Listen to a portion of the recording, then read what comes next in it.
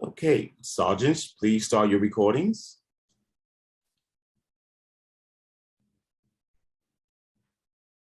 PC recording is up. Sergeants, if you can please pause for a moment. Have we confirmed the stream? The stream is good. And for that, you can go ahead. Okay, great. Good morning and welcome to the New York City Council Fiscal 2023 Budget Hearing on the Committee on Finance. For verification purposes, all members and staff, please turn on your videos. Thank you. To minimize disruption, please place all electronics to vibrate or silent mode. As a reminder, for the viewing public on Wednesday, May 25th, the public portion of this hearing will be held. Again, that's Wednesday, May 25th. Thank you all for your cooperation. Chair, we are ready to begin.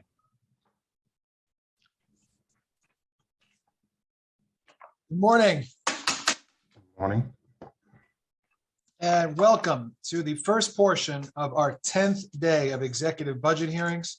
My name is Justin Brannon. I have the privilege of chairing the Committee on Finance. I'm joined this morning by Speaker Adrian Adams. I'd like to welcome Dr. Jacques Jihad, Director of the Office of Management and Budget. Good morning. Welcome to you and your team. I look forward to a good hearing today. First, though, I want to turn to Speaker Adams for her opening remarks. Thank you, Chair Brannon, and good morning, everyone. I want to thank Budget Director Jacques Jihad, of course, and his staff for joining us here today. Thank you again, Chair Brannon and members of our Council's Finance Committee. Today is the last day that we will meet with the heads of our city agencies and offices for our council hearings on the mayor's executive budget for FY 2023.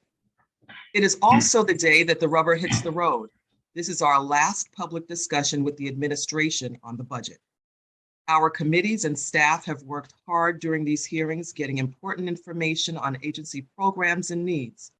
This morning, we will speak publicly with our budget director to ask questions and share our goals before we hear from the public tomorrow and get down to the hard work of finalizing this budget. We're heartened by the progress we've made thus far. The executive budget contained funding for a number of needs the council outlined in our preliminary budget response. This included funding for council's priorities, such as the Be Heard program that pairs emergency medical technicians and social workers to respond to mental health emergencies instead of relying on the police. Additional Parks Department maintenance workers to keep our city's parks and playgrounds clean and safe, and restoration to some of the cuts to the Department of the Sanitation's budget. However, the council believes there is still a ways to go before our work is done. We must make certain that the funding necessary to meet the critical needs of our city are included in the final adopted budget, and the economic situation over the last several months positions us well to do just that. We're glad OMB increased its revenue forecast for the current year, and in last week's revenue modification recognized $1.6 billion in new revenues. On Sunday, the council released a report showing that the city is an additional $1.5 billion ahead of its revenue forecast in the current year. Tax collections are very strong, and we estimate that the city could end up with over $3 billion more in revenue than planned by the end of the fiscal year. Additionally, we believe that in the next fiscal year, the city will collect $1.9 billion more than is currently planned for in the executive budget. Now, we know we need to roll significant amounts of money into next year to balance the budget and that the city faces many risks in the future. But we also know that we presently have significant pressing needs. We can provide ourselves with a responsible cushion, accounting for these risks, while still addressing the city's critical needs. As I've said before, the last 2 years have made more obvious what many of us have known all along, that in many cases of our most vulnerable neighborhoods are too often further undermined by inequities in funding and services. As we come back from this pandemic, we have an obligation to come back in a manner that addresses these inequities. This is not only the right thing to do, but also the sound fiscal thing to do. You don't keep repairing a house while leaving structural issues that cause the damage unaddressed. So what do we need to do to make sure that this place that 8.5 million New Yorkers call home is a place where all its residents have as fair and equal a shot to thrive as we can give them? I'm going to hit some critical thoughts, many of which I've been speaking about over the last couple of months. Health and mental health. Obviously, the first systemic problem is the pandemic laid bare is the inequity in access to good health care in our city. It's critical that we put sufficient resources into health and mental health funding. We need to provide access to community-based health care in our underserved communities. These were the communities hardest hit by the pandemic, and it's no wonder why. We must put in place the infrastructure to address the inequality by including funding for community health centers in the capital budget. The extent of trauma caused by the loss of life, the stress dealing with 2 years of a pandemic and the economic dislocation is virtually unprecedented. Our budget response has called for significant investments in mental health, including investment in trauma centers in every borough, more mental health professionals in schools, and an expansion of mental health care to communities hardest hit by COVID-19. While we're happy that the executive budget allocates significant funding to be heard, we think a somewhat higher level is needed. Our response contains other important areas that require health and mental health funding, which the administration has not fully addressed in the executive budget. Failure to adequately fund these services now, as we come out of the worst of the pandemic, will only lead to greater costs in the future. When it comes to housing, we must do everything we can to address our housing and homelessness crisis. Additional funds for supportive housing for vulnerable populations, including justice-involved persons, youth aging out of foster care, and victims of domestic violence is critical. Additional funds for converting hotels to housing for homeless people is absolutely necessary. We can't afford to miss this opportunity, which may not continue to exist for long. Ensuring a $150 property tax rebate for homeowners with total income of $250,000 or less will provide sorely needed relief to homeowners who for years have faced increasing assessed values on their homes and are now facing significant inflation as well. Finally, while the administration did take a good first step towards addressing the need for affordable housing by providing additional capital funding, the real need is much greater. We've called upon the administration to include $4 billion annually in the capital budget to address the city's need for affordable housing. As I've repeatedly said, we cannot address homelessness without creating more affordable housing, because without creating more affordable housing, there will be more homelessness. When it comes to youth and education, we have to act now to sufficiently fund programs for our city's youth as they rebound from the dislocation of the pandemic and the isolation of lockdowns and remote learning. While funding added to the executive budget for summer youth employment is welcome, additional funding for youth employment programs is needed. In addition, we need more funding to address pay parity for special education pre-K providers, additional guidance and career counselors in schools, and a citywide expansion of restorative justice programs. And of real significance is additional funding for CUNY Connect. Almost 700,000 students, many of whom are Black and Latino, who have left CUNY without finishing their degree, and it's crucial we provide them with resources to complete their education. Public safety and supporting fairness in the justice system. The council is seeking additional funding for our district attorneys and public defenders in each borough. More funds for the Board of Corrections and the important oversight work they do is critical, so that we may stop the downward spiral of conditions in our correctional facilities. We also need to spend more to empower youth held in juvenile justice facilities. We're calling for $5 million addition to the city's efforts to prevent and respond to hate crimes. The increase in hate crimes is a scourge not just on New York City's communities, but on this entire country, and we must do everything we can to stop. Sanitation. Keeping our streets clean is critical to our recovery. We must restore sanitation cuts and fully fund rat mitigation and litter basket service. Sidewalks teeming with garbage and crawling with rats are bad for business, bad for tourism, and every single resident and neighborhood in this city. We've got to fix this immediately. Food program. It should go without saying that we cannot let our seniors and others go hungry and must expand support for senior and other food programs in our adopted budget.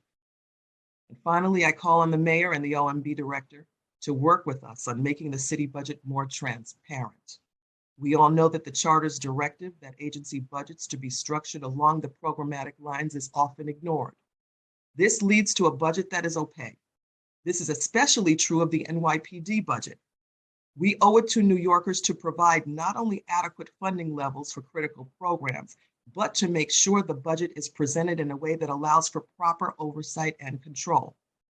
I know that we can work together to address these and the other critical needs outlined in our preliminary budget response, but we must build a solid and equitable recovery from this pandemic and all of the trauma and dislocation it's caused. The cost of not ensuring this type of recovery now will be more for us to do in the long run, not just in terms of the human toll, but in terms of real dollars. Trust me, if we don't take care of our youth and our seniors and those who are housing or food insecure, as well as the mental and physical health of our residents as we emerge from this crisis, we're going to pay for it for generations to come. And with that, I thank you, Mr. Chair, and I yield back to you. Thank you, Speaker. Obviously, I echo everything you say. This is a very important time for our city, and it's important that we get this right. The city's economy is growing, and the council expects this expansion to continue through the years of the city's financial plan. City tax collections have been coming in strong.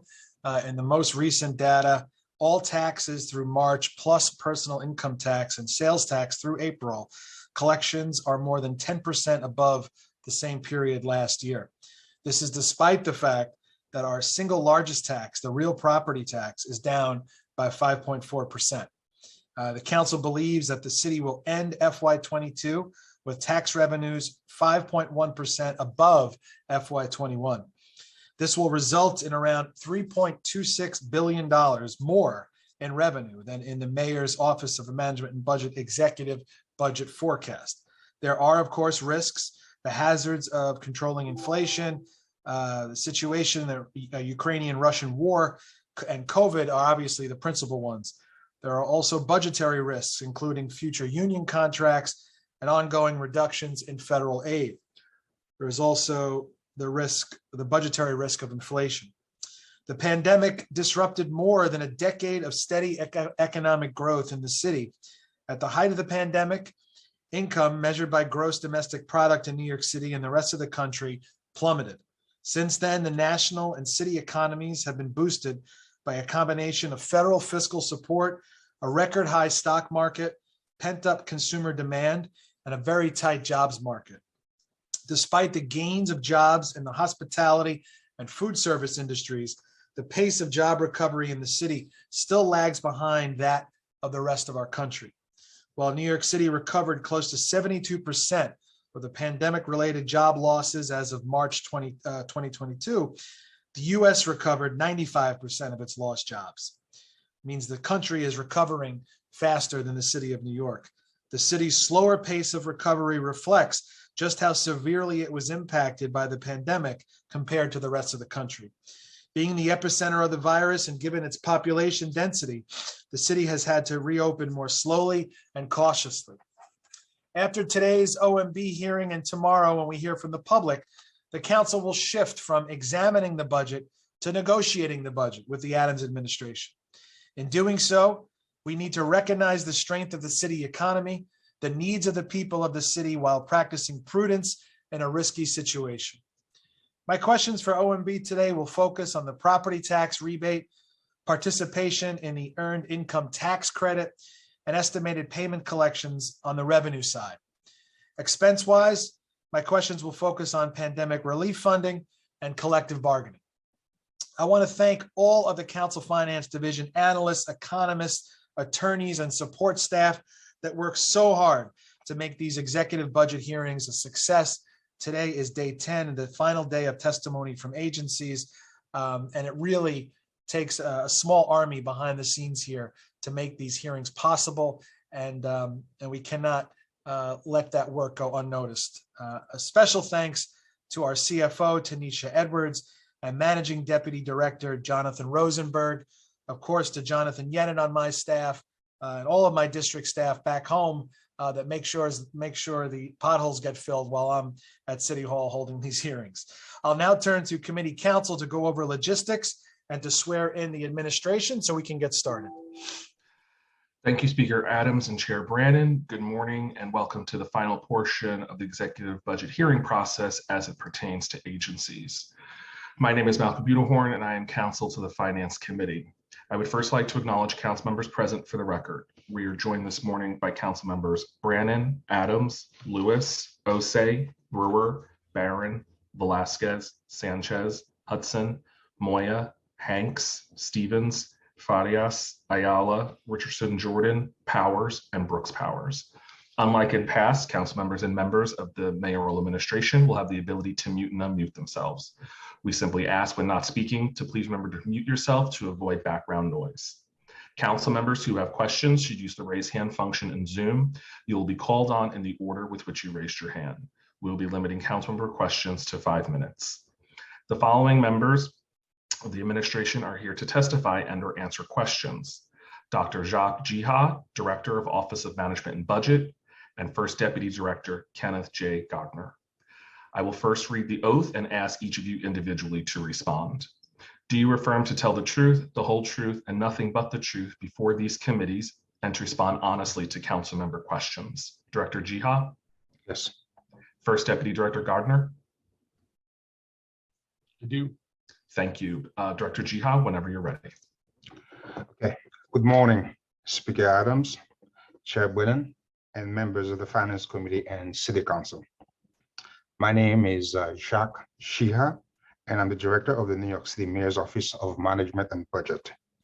I'm joined by First Deputy Director Kenneth Gardner. The fiscal year 23 executive budget reflects the continuation of the disciplined fiscal management strategy that the mayor first implemented in the preliminary budget to promote efficiency and make New York City a safer and better place to live, work, and raise a family. When this administration took office, the national economy was strong, though New York City recovery was uneven. Our jobs recovery was lagging. Private employees were returning to their offices at a slow pace. The commercial office vacancy rate was at a record high. And on top of these issues, we face a $2.9 billion budget gap. Against this backdrop, the mayor took a cautious and pragmatic approach to the preliminary budget. The goal was to close the gap, generate recurring savings, encourage agency efficiency, reduce budgeted headcount, and make a prudent of new important investments. Hence, within 2 weeks of taking office, the mayor implemented a program to eliminate the gap, or PEG, that ultimately achieved nearly $2 billion in savings over fiscal year 22 and 23. We also reduced budgeted headcount by 7,000 in fiscal year 23 alone. Preliminary budget investments focus on elevating everyday New Yorkers, youth, and working families. We added historic levels of funding for the Summer Youth Employment Program and fare features, and baseline fare fares for the first time. We also increased resources for mothers and young families. New family home visits, which supports regular healthcare visits for first-time mothers in the 33 neighborhoods hardest hit by COVID, and maternal medical home and obstetric simulation training, which will reduce maternal death and childbirth complications, are now funded annually. To support public safety, the administration made efficient use of existing NYPD resources by redeploying officers to the subway and neighborhood safety teams.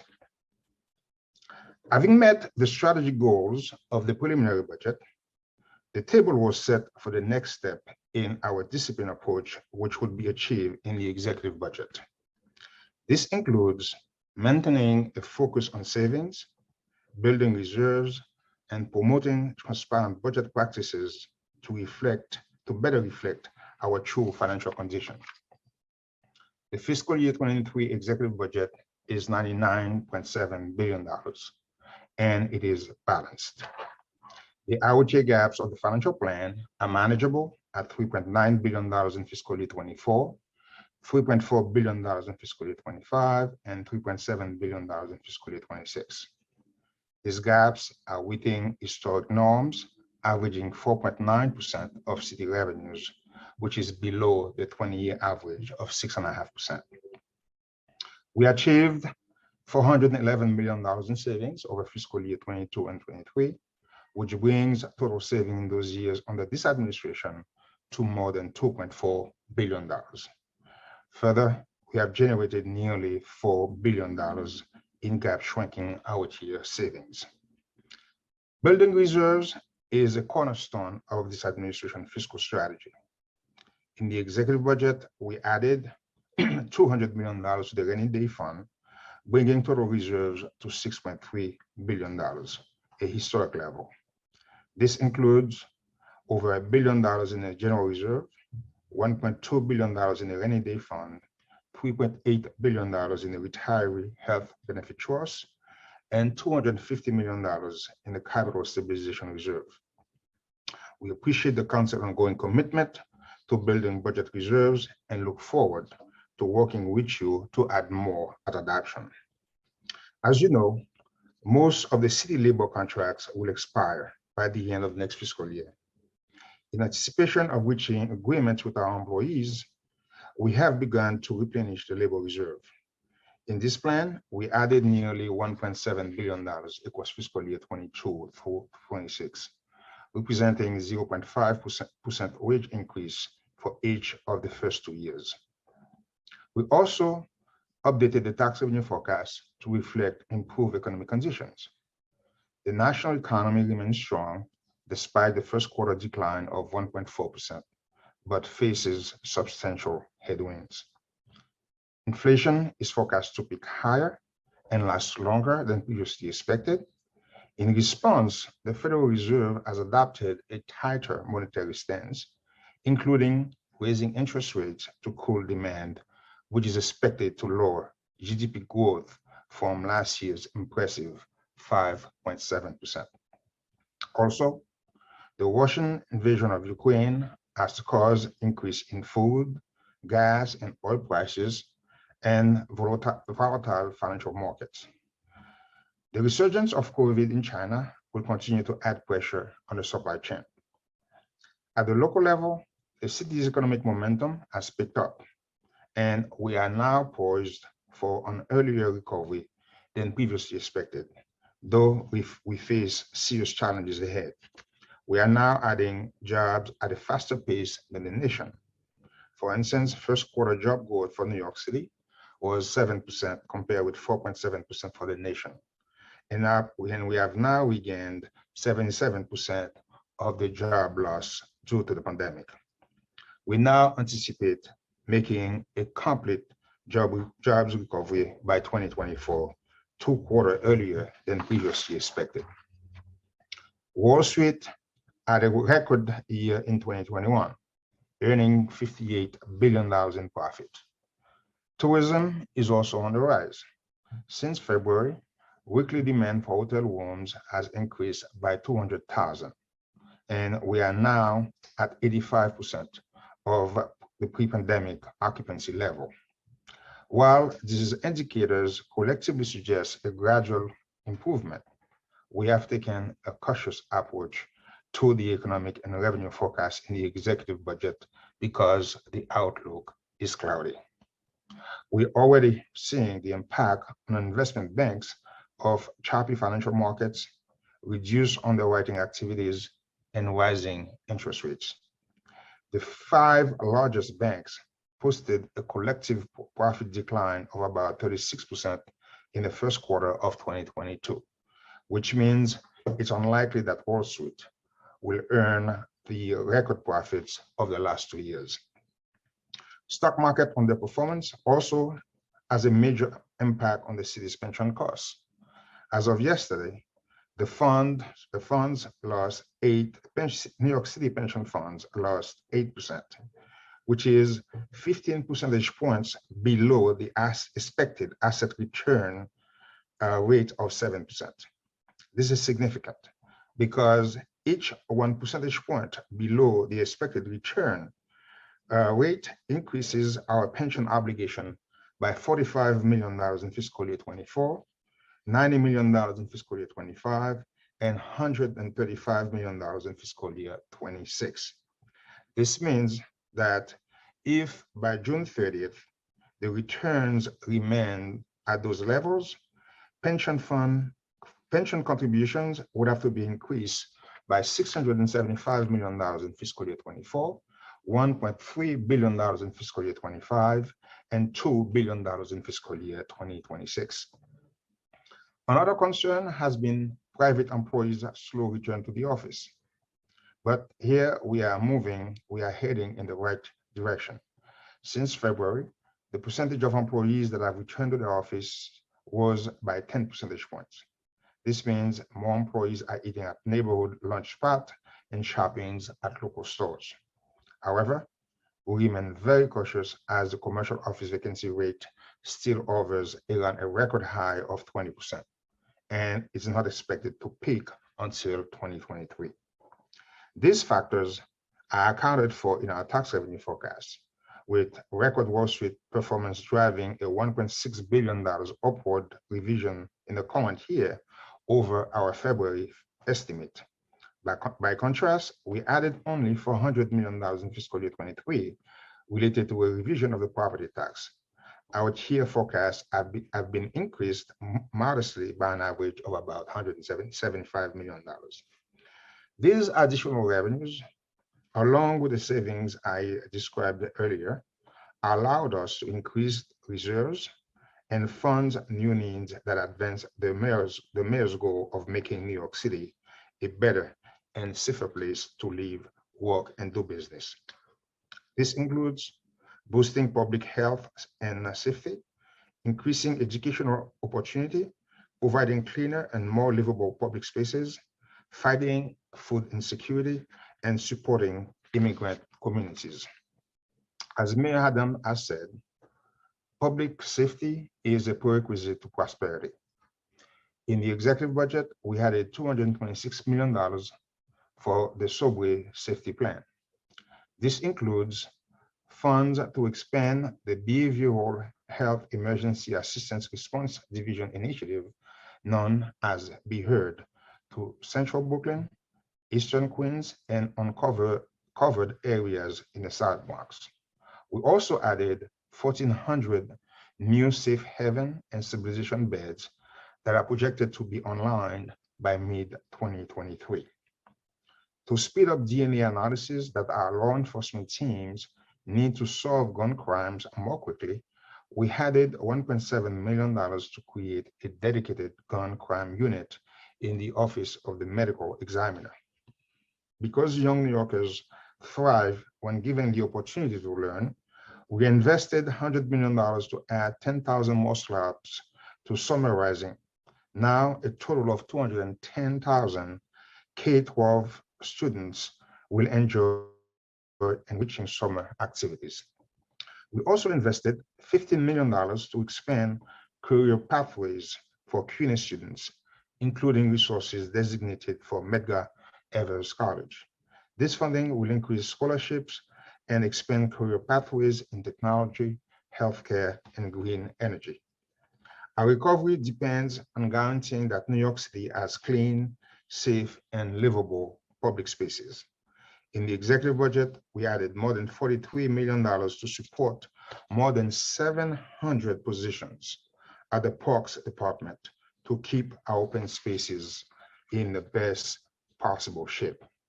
A new investment of $488 million in capital funding will support park improvement projects, including planting 20,000 trees per year to reduce citywide heat vulnerability, enhancing and adding new greenways in Brooklyn and Queens, and rehabilitating infrastructure, including neglected swimming pools.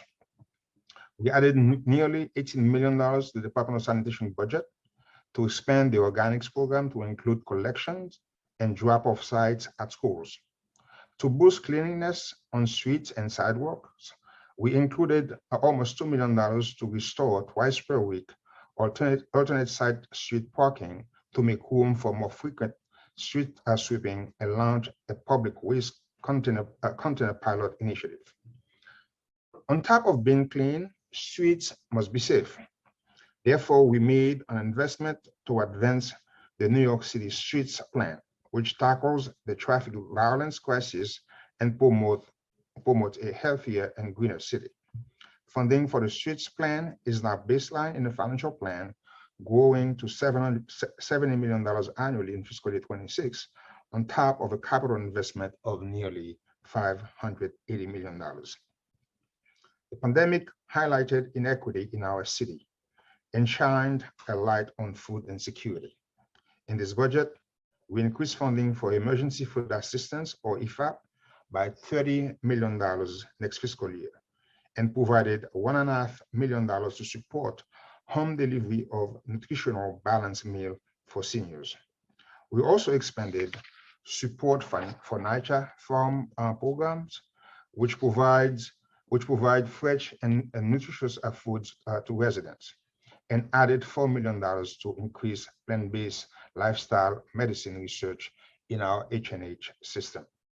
We also deepened funding for the city's immigrant community with a $1.6 million investment for Ukrainian New Yorkers impacted by the Russian invasion.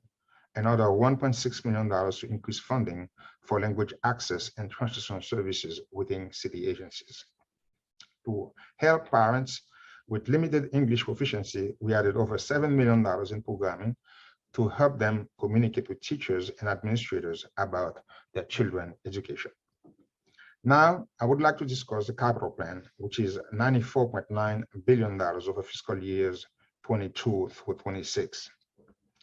As part of our ongoing commitment to crafting a capital plan that reflects realistic benchmarks and timelines, we move over $5 billion in projects to out years. This is a shift in timing only, not a cut. And if projects are ready to come online, we will accelerate their funding. Debt service payments in each year of the financial plan are below 15% of tax revenue, the benchmark for a responsible and affordable debt financing. In addition to funding the streets plan and parks that I mentioned earlier, the administration made capital investment in this plan that will benefit New Yorkers for generations to come. We added $5 billion to the capital plan to support affordable housing, which is now funded at $22 billion, a record level. This investment dramatically increased resources for housing subsidies for HPD and NYCC. As part of our commitment to support economic development, we invested $140 million to redevelop the Hunts Point produce market, which supplies 25% of the city's fresh produce, and improve surrounding infrastructure and neighborhood parks. Before I conclude, I want to thank the Council for your partnership this year in securing important legislative wins in Albany. With help from the Governor's Office and our friends in the legislature, we led the fight to put more money in the pockets of vulnerable New Yorkers by increasing the income tax credit for the first time in 20 years. The mayor and council also prioritized expansion of childcare options across the city. In this session, we secured tax credits that will encourage development of childcare facilities by property owners and employers. Together, we secure an extension of the design build program for an additional 5 years and expanded state funding for NYCC by over $1 billion. Members of this council testified against the proposed diversion of $200 million in city tax dollars annually to the Distressed Hospital Fund that exclusively supports upstate hospitals. Through our combined advocacy, the legislature agreed to reduce the diversion by $50 million annually. This will save $150 million over 3 years that can now be used to support the critical needs of everyday New Yorkers. We look forward to working with the council to the end of session to achieve common legislative goals, including mayoral accountability for school and the restoration of the Transitional Finance Authority borrowing capacity to pre-pandemic levels. To conclude, in the face of growing uncertainties, our budget strategy gets the basics right. We have remained focused on achieving savings, promoting efficiency, building reserves, and making cautious revenue estimates to ensure that we live within our means. The mayor prioritized investments that will restore equity, make the city safer, and foster a community where we can all thrive and prosper.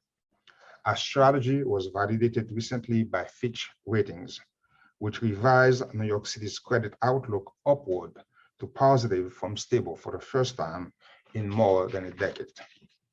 Thank you for inviting me to speak today and for your continued service to the City of New York. I look forward to working with you to support our mutual priorities as we march towards adoption. Now, I look forward to your questions.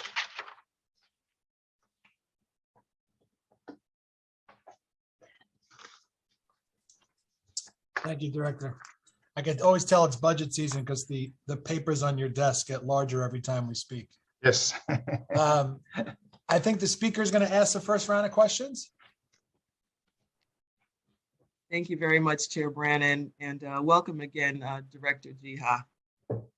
Good to see you. Good to see that stack of papers on that desk this morning.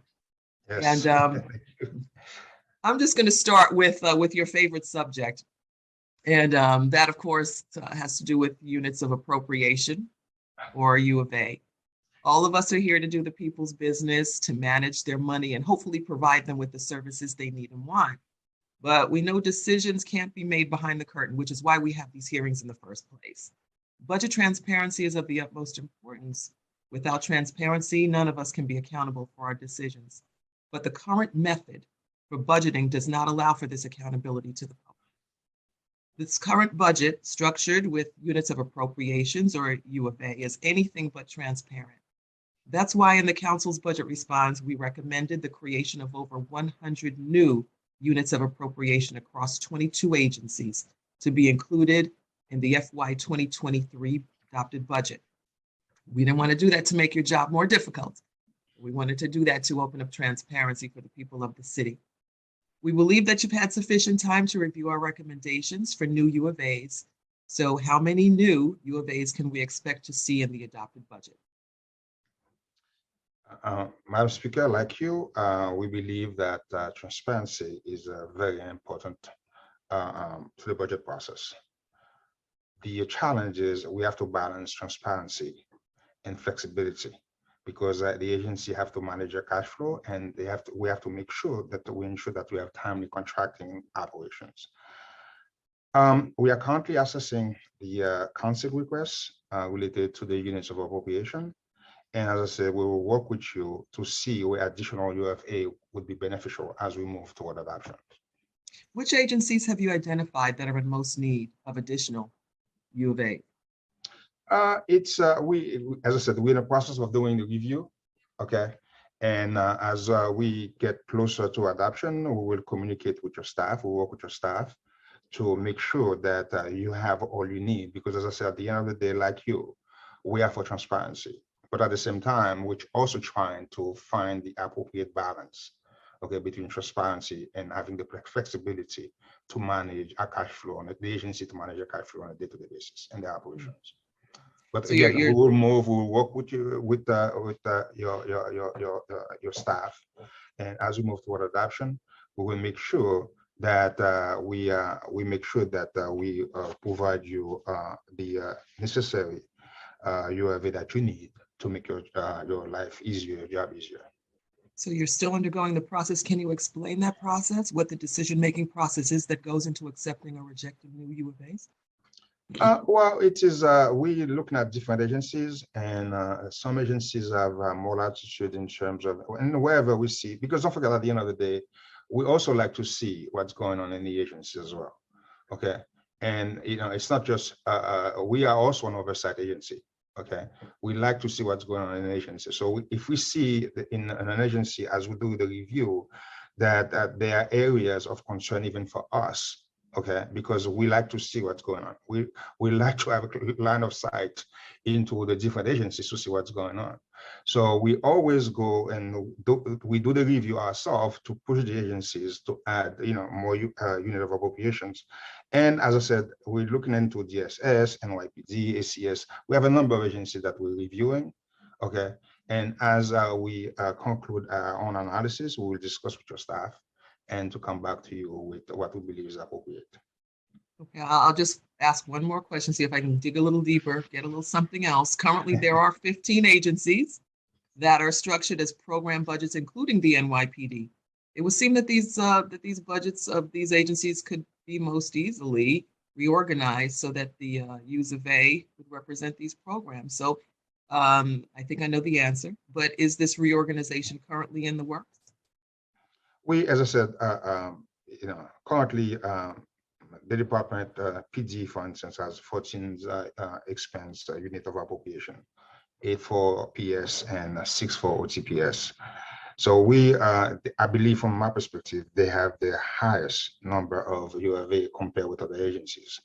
So again, it's a question of what we're trying to see. And to the extent that we, as we work with your staff, we try to listen to their requests and to see exactly what they're trying to achieve.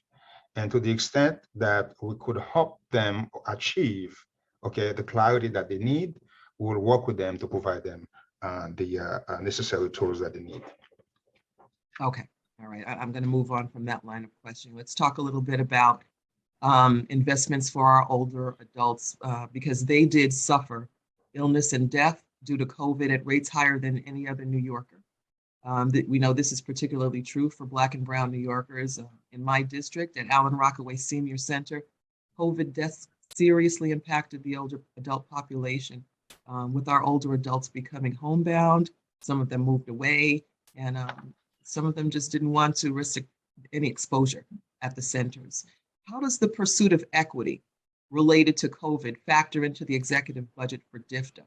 Specifically, how does the executive budget seek to re-engage older adults to seek services through DFTA, given that there is no additional funding for council priorities like technology, home care, or geriatric mental health? And like you, we are very much concerned about food security and to make sure that we provide all the assistance necessary, particularly to folks who are homebound.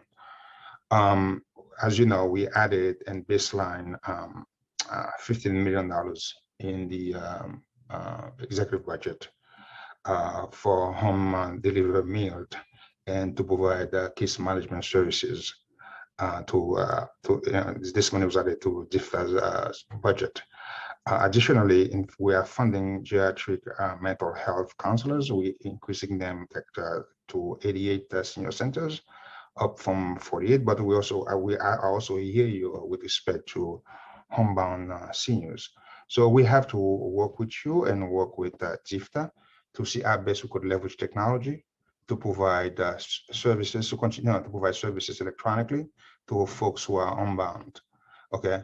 And that should be part of the discussion as we move toward the adoptions. Yeah, I would definitely agree with that. And again, to emphasize that there is no additional funding, for our priorities, for the council's priorities when it comes to DFTA.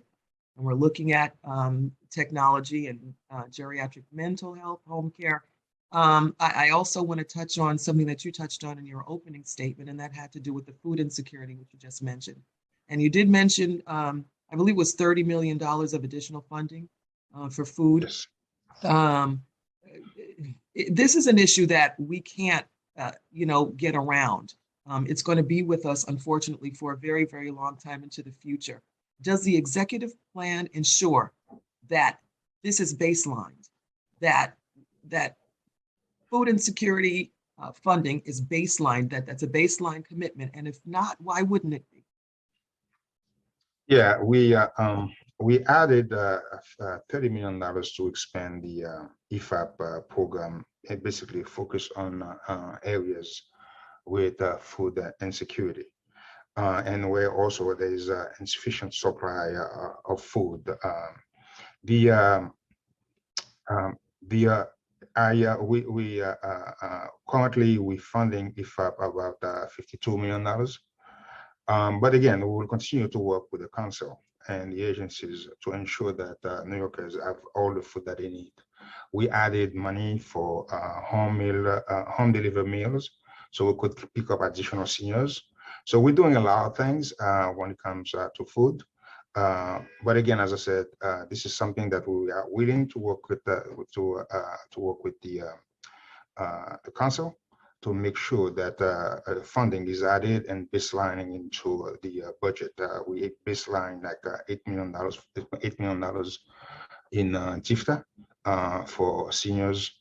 So again, we continue to add money, as we go along into this. But again, this is something that we will continue to work with you and your staff as we move forward. Okay, I appreciate that, Director. There's also something else that I'm sure that the council would like to hear more of, and that's more of an emphasis on health and mental health, which we hear a lot, of course, about public safety and the emphasis on that, of course.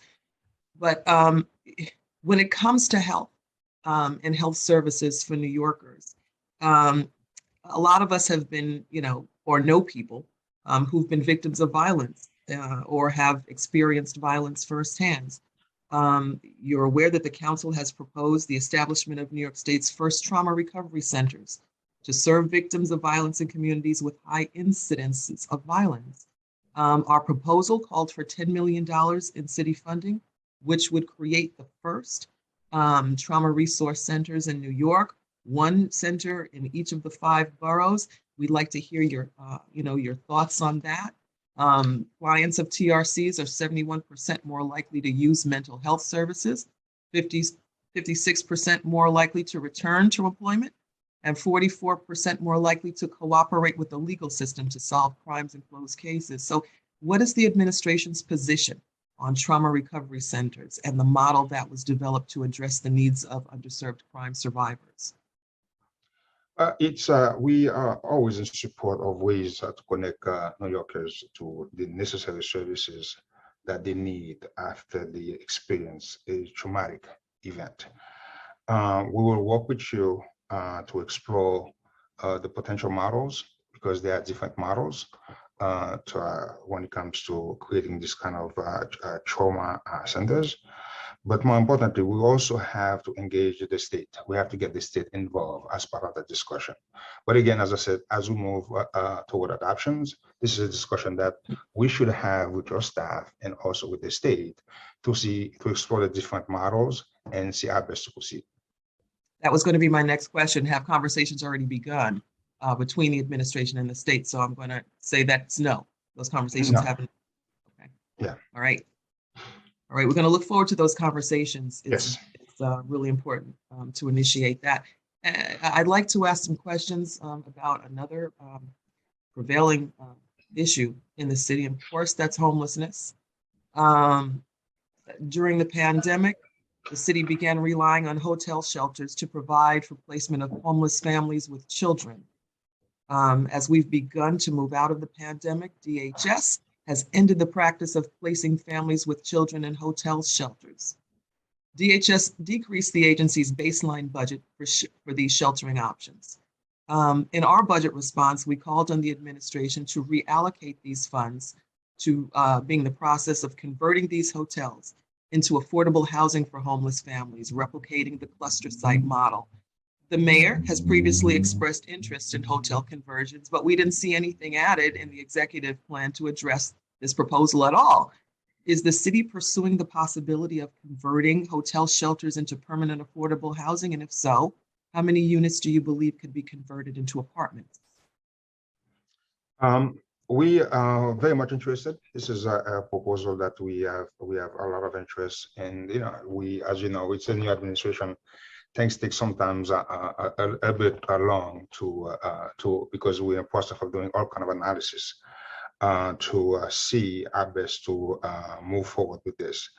We look forward to participating in the Office Conversion Task Force created by Chair Brennan legislation to explore the different options. We'll bring some of our own options to the table.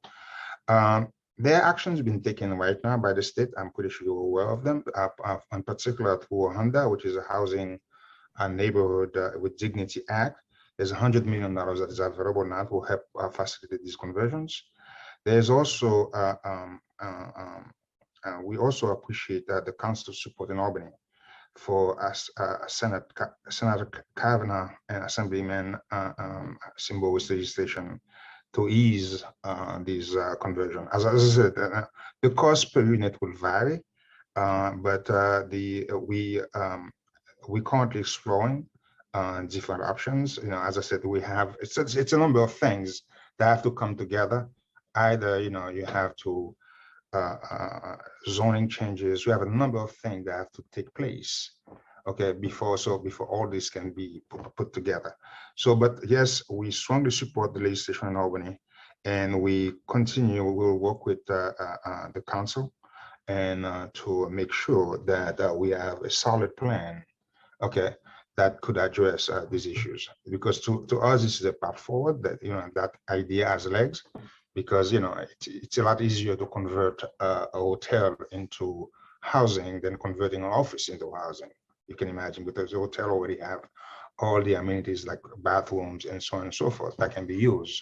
So it is an idea with a lot of potential. So therefore, we should definitely we explore it, and we'll come back to you or work with you through your task force, okay, as we move forward.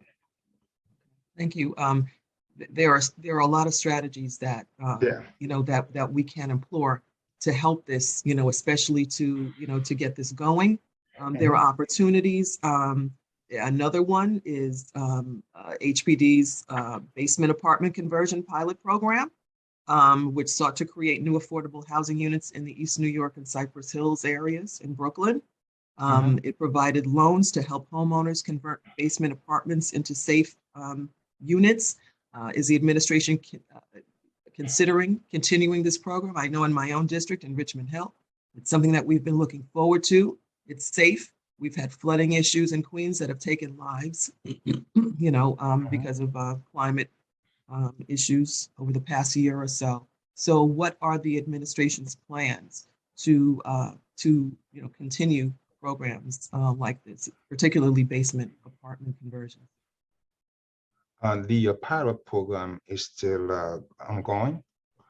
And right now we're in the process of collecting all the information that we need on the project costs, processes, in order to understand the challenges, the barriers, and evaluate our best to assist homeowners and tenants with basement apartments, that are out of compliance.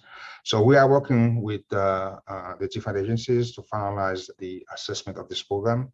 And as we approach the upcoming reporting deadline, again, as I said, the pilot is ongoing, and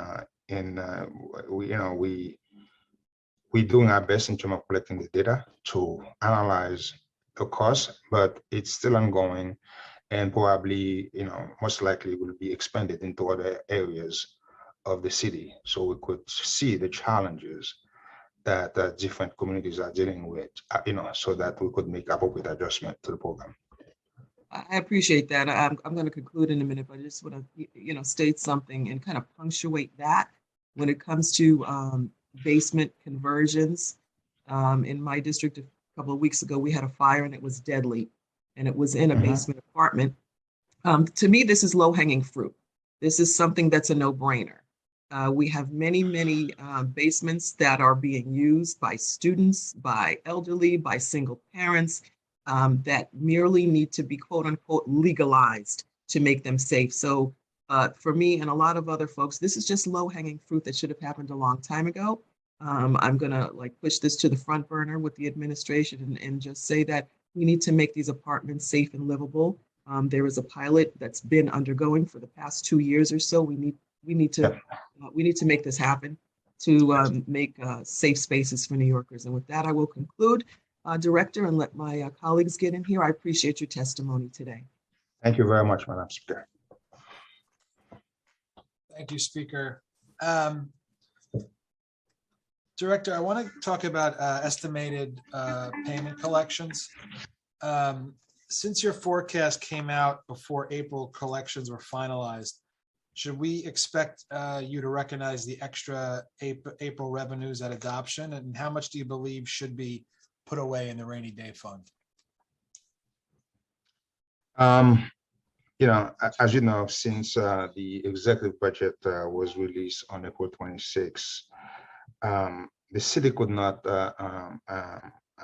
reflect the PIT collections for April, as the filing deadline was April 18.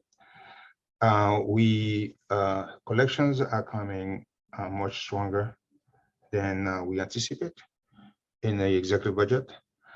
So therefore, we will, as part of adoption, reflect the increased collection for fiscal year 22 in as part of the adoption process.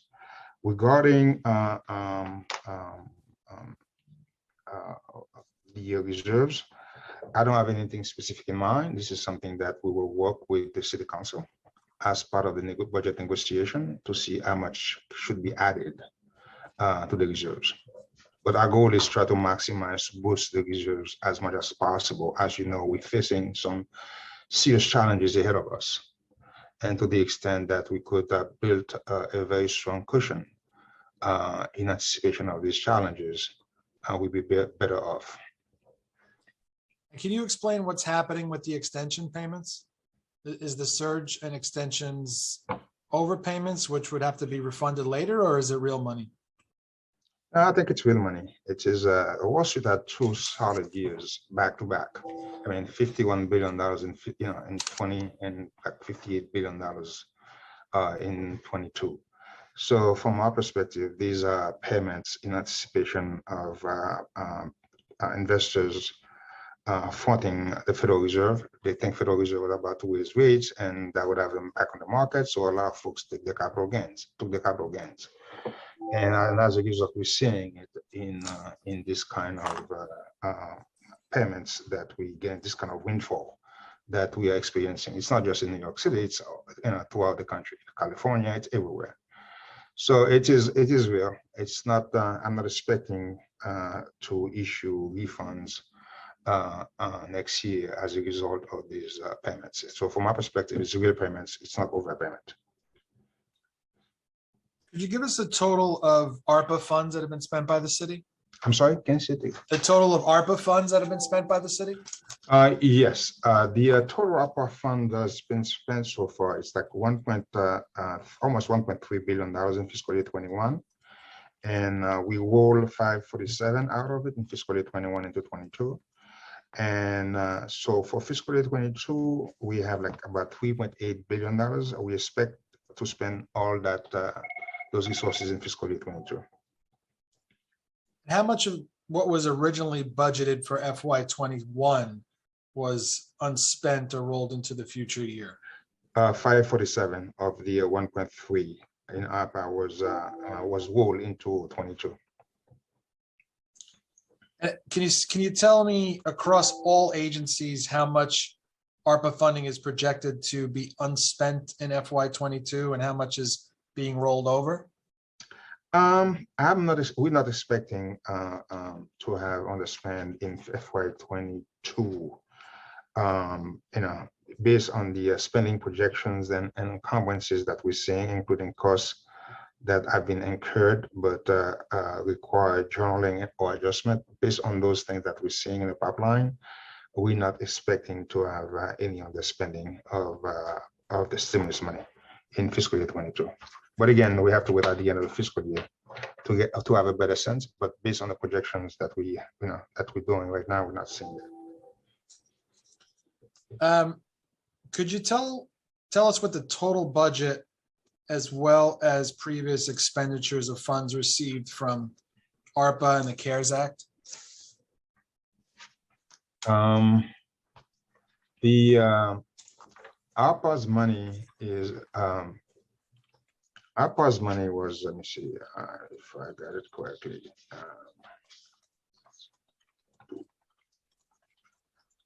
ARPA was like 21, it was like 1.3, for 22 was 3.7, so a total of about $5 billion.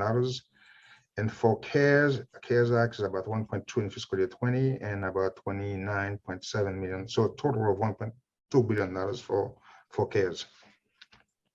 And what about the coronavirus response and relief, the Appropriations Act? I think this is like 1.5 billion. Yep. So what's the total? 1.5. All three of those? You're talking about 6, 7, about 8 billion. Okay.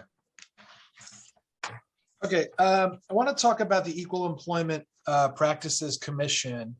The EEPC performs a vital function for the city, ensuring that city entities enact fair and effective programs of equal employment.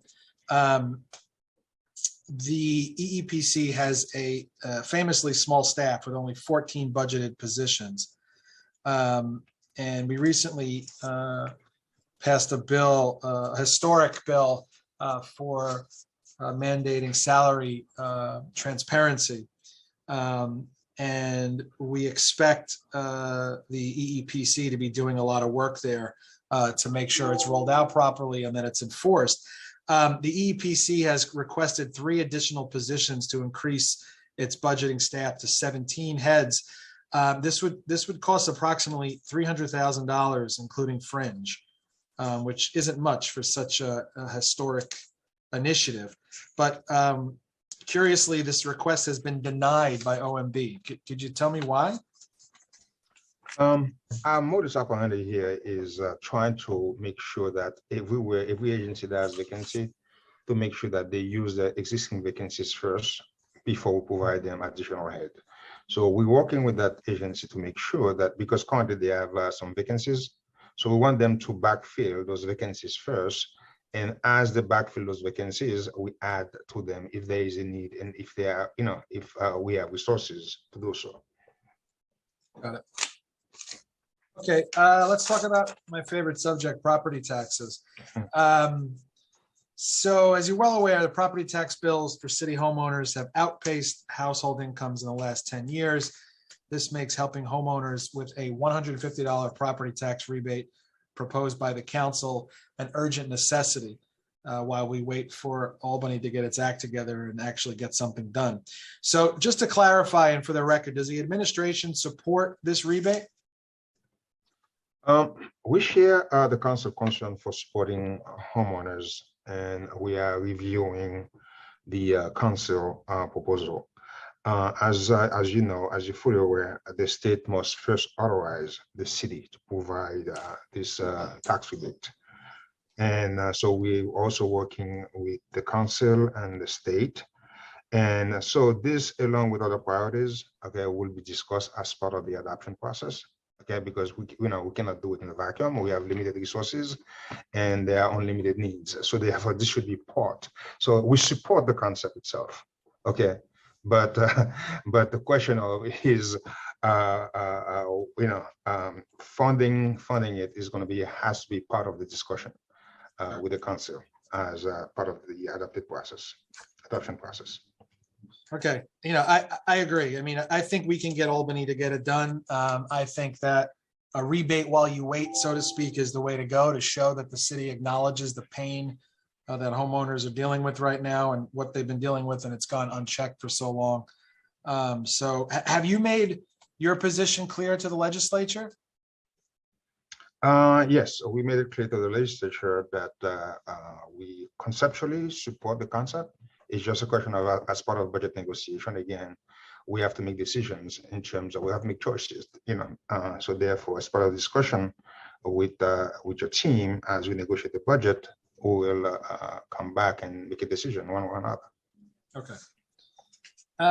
So on the earned income tax credit participation, now that the EITC has been expanded, we believe it's more important than ever to make sure the funds get into the right hands, in the hands of low-income New Yorkers, which is why we're fighting for this. So what is the administration's plan to increase its outreach program to ensure that all low-income families that qualify for the credit are made aware of it and provided with the means to apply for it.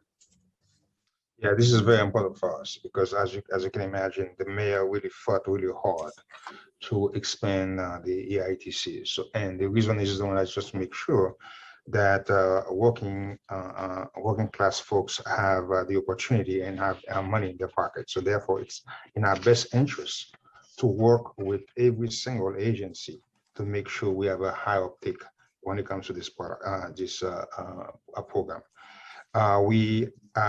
We funded the DCWP to do a major outreach campaign, and we will also work with other agencies, whether it's Department of Finance, with basically Department of Finance has all the information, all the data about the different folks, where they live, whether or not they qualify, to really push really hard to make sure that we do a major outreach to increase the uptake, because it wouldn't make sense after all this work, okay, trying to put money in the pocket of people and that they do not benefit from this very generous program.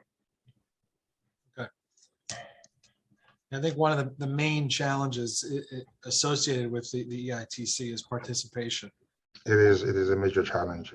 I remember when I was at DOF, we pushed really hard. Okay, we even fill out the forms for people to just sign. Sure. And we sent them letters with stamp envelopes, asking them to just sign the applications, and the uptake was still relatively very small. So it's a major concern, but we have to make a big push to ensure that people participate in the program. I mean, is there an associated price tag for that outreach, or is it baked in? It's baked in, and again, if needed, we will even do. But we have to find a way that is effective. That's a challenge. We've been spending a lot of money doing the same outreach over and over. Right. For me, it's not the spending. It's a question of whether the model that we're using is the most appropriate model to do the outreach for these people. Okay. So since your forecast came out before April collections were finalized, should we expect OMB to recognize the extra April revenues at adoption? Yes, we will, and we will make sure that it's particularly for fiscal year 22, and because the actual data are more than we anticipated. So as part of the adoption process, we will update our forecast for fiscal year 22 and 23. Okay, I'm going to hand it over to my colleagues to ask some questions. I'll just remark that a lot of the agencies over the past couple of weeks of hearings have been agreeing with us and saying, yes, please tell OMB for us. So they're using us as the emissary here, which is funny to me. But I think we're all in agreement, sort of large print, that getting more funding during these hard times, given the surplus and coming back strong from COVID while we can, it needs to be the priority right now. And we look forward to getting into the final stretch of negotiations here and delivering a budget that brings us back strong and also doubles down on the investments we need to do so. So I will turn it over now to my colleagues, and maybe I'll come back for more later. Thank you, Jacques. Thank you. Thank you, Chair Brandon. We will now turn to council member questions. The hands that I have up so far are Barron, Brooks Powers, Brewer, Lewis, and Sanchez. We'll start with council member Barron. Starting time. Thank you. The Bible says, for where your treasure is, there will your heart be also. Certainly the treasure in this budget is not with the poor. The poor are getting poorer. The rich is getting richer. And let me point it out for you. We have a $99.7 billion expense budget, a $94.7 billion capital budget, and $5 billion was taken from that to do some other things, $6.3 billion in a reserve fund, and now $3.2 billion more than anticipated from FY 2022. My first question is, is that 3 billion can be put on to the 6 billion to give us 9 billion to work with. And while all of that is happening in FY 2021, Wall Street profited 21 billion, and in FY 2022, 58 billion. While just about every agency that came before us, when you deduct the federal money from their budget in 2022, they have a decrease in funding, just about every budget. And you play with terms that it's an increase from the preliminary budget to the executive budget, but just about every budget was decreased in the city agency. That's why it's a conservative Republican austerity budget. Over 2 billion in city agencies suffered PEGs, programs to eliminate the gap. Oh, they call it savings. That's what they call cuts now, savings. And as a result of all of that, with the $11 billion NYPD budget and 50,000 officers, to this date, crime is up, according to police stats, 41%. I want to know, have you computed the poverty rate in Black and brown communities? Some is 30 and 40%. Do you have those numbers? The unemployment rate in Black and brown communities is double digit. Some of it's going up. The area median income rate in Black and brown communities as it relates to income, and that you destroyed the homeless encampments, that was their life, and said you are giving them safe haven beds, which they're rejecting. Why don't you give them some permanent housing? And how are you defining affordable? How are you defining affordable? So when we look at this budget, the council, led by its speaker, is going to be focusing on council initiatives, 400 million, and then maybe another 300-400 million will be added to that, and they'll shake hands and say we succeeded. But you know, the real deal is that it's a damn shame that we have this amount of money in one state. That's not counting the $220 billion of the state budget.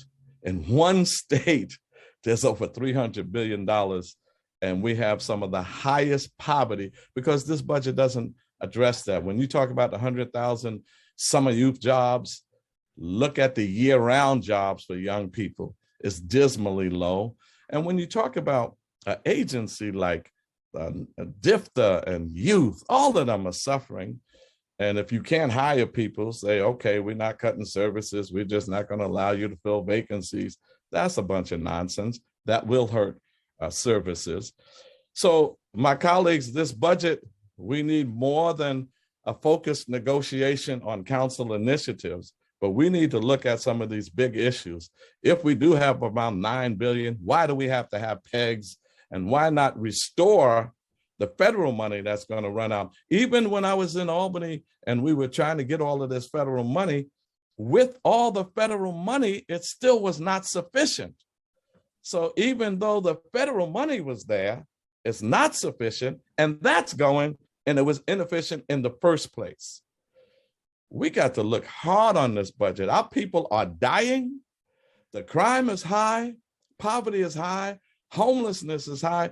We need to make sure that every new development has at least 20, 30% for the homeless, and that we have $100 million in the state assembly, which I helped get for not-for-profits to build housing.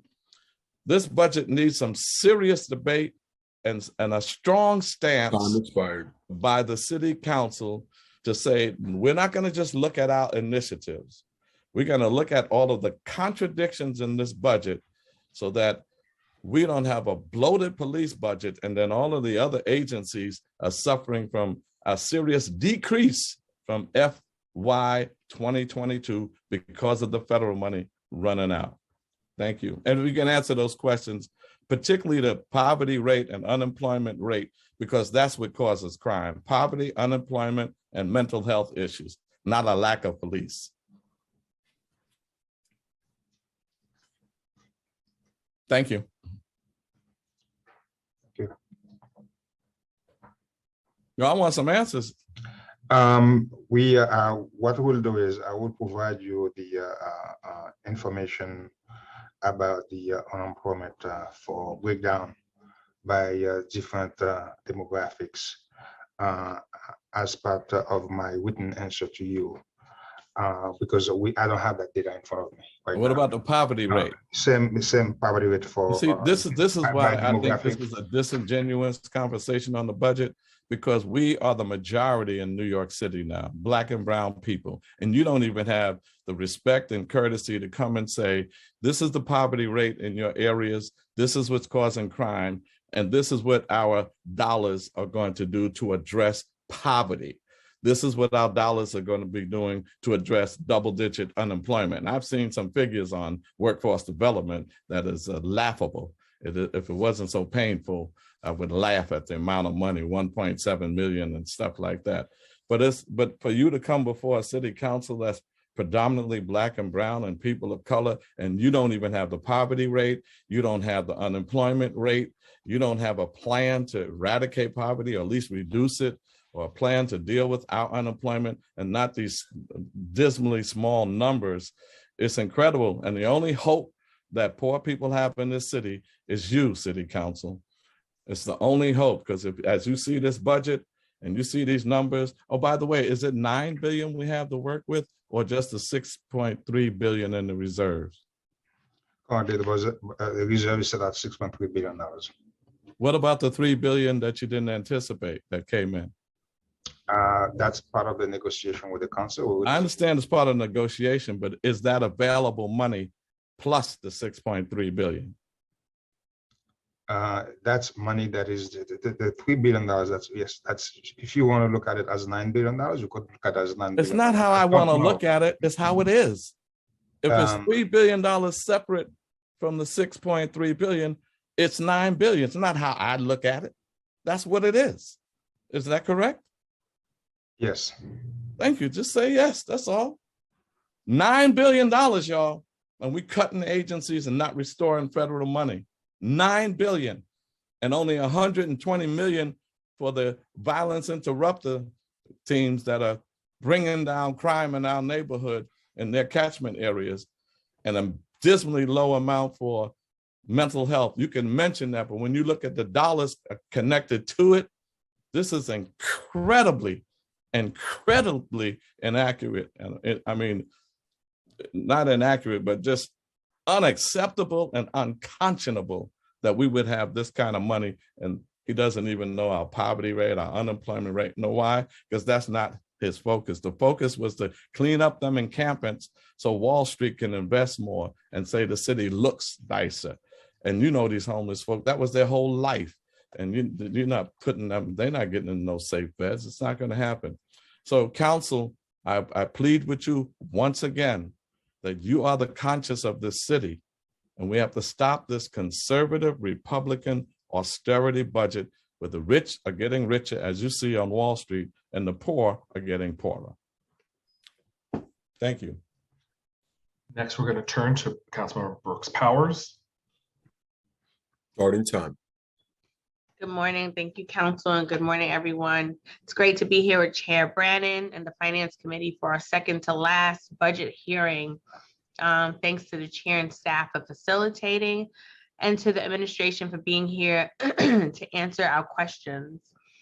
Expanding access to trauma care in my district is a major priority for, excuse me, my constituents. In addition to creating jobs, a new hospital would dramatically improve access and would address longstanding health inequities in the region.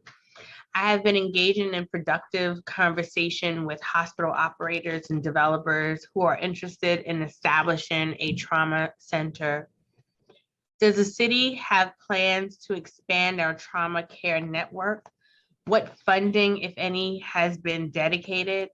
What partners is the city working with to identify viable sites and conduct other preliminary work? I'd also like to reiterate the council's advocacy for the streets plan. This funding initiative is vital to making our city streets safer for all New Yorkers in all modes of transportation. The council has called on the administration to dedicate $3.1 billion to fund the streets plan. The administration has committed $904 million. Does the administration plan to increase this funding? What major priorities is the current level of funding expected to cover? And on a related note, I would like to ask the administration about its perspective on recent proposals to modify our speed camera system. In particular, I'd like to discuss the proposal to take revenue from speed cameras and invest it in communities where it was collected and address some of the systemic imbalances in our infrastructure, many of which encourage drivers to speed in the first place. Has the city considered the financial impact of this proposal? Will the city make a commitment to reinvest those dollars back into those communities from the speed camera revenue? Let's start with the trauma center. As I indicated to the speaker, we will work with the council as part of the adoption process to review the different options that we could see, and to also engage the state to make sure that we bring the state as part of the conversation about the trauma centers. Regarding the streets plan, we added about $580 million to the capital budget for project within the streets plans. This is in addition to $2 billion that DOT already has in its capital plan for projects with streets plans deliverable. Expense funding is also added to address streets plans requirement. So again, as I said, we will continue to work with DOT and to work with the council. It's not what the council has asked for, but again, we are operating in a world of limited needs. Regarding the speed camera, there are so many unknowns about the specifics of how the expanded authority would be implemented. So we cannot provide you an estimate at this time. Regarding dedicating revenue for specific purpose, that, I understand where you're coming from, but at the same time, you also reduce flexibility and our ability to adjust application of funding to where money is needed. But we understand your point, but this is I'm sorry, Jacques. I just take a little exception to that only because if the speed cameras are really there to ensure greater safety, which is the conversation is centered around, it shouldn't be a matter of the flexibility of the dollars. It should be about investing in the infrastructure to support the safety that we all are trying to achieve. So I just wanted to underscore that when you make that statement. No, I understand. That's what I understand. But this is budget is about making choices, about decision being made by the city council and the administration. And as I said, as part of budget negotiation, that's when we make decision about where money is allocated. Time expired. I'm sorry, if you could finish your response. Yeah, it's where money is allocated. Decision about where money is allocated should be made, by the city council and working with the administration.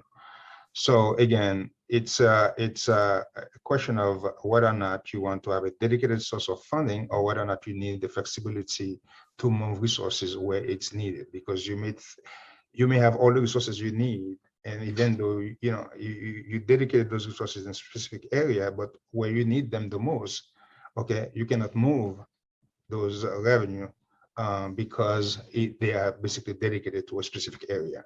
So again, it's a question of balancing flexibility with the needs. And as I said, if there is a need, that should be part of the discussion, okay, as part of the budget process with the council and the administration.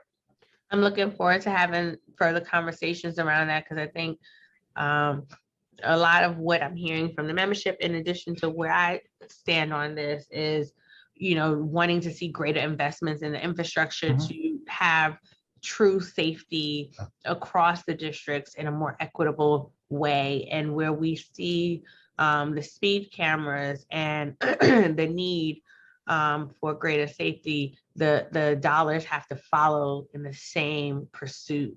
And then just for clarification, you mentioned the $500 million with the streets plan. Is that in addition to the $904 million that the administration had already responded with, or is this included in that $904 million? Included. So it's still $904 million, but in conversations, we can still continue to explore how we move the needle on that, is what you're saying, just to be clear? Yes. Yep. Okay. Thank you so much, and it's good seeing you. Good to see you too. Thank you. And next we'll turn to Councilmember Brewer. Starting Thank you very much, Commissioner. I particularly love Ivan on your staff, and I do want to thank the council staff for all their work. So I have a few questions. I'm really concerned about the nonprofit sector. To the credit of the speaker, she talked about the senior concerns. They need caseworkers, they need people who know technology. You talked about food, but I don't think you specifically answered her questions about the other types of support mechanisms. But I'm also concerned because the city council wants more money, 60 million, for the human service workers, particularly for the folks who are not getting the COLA from the state. And I have to say that's a prevention staff. So how are you addressing those needs? Number one. Number two, it's sort of a general question, but every commissioner, and I go back a long time, so I know people on the front line, the middle line, the top line.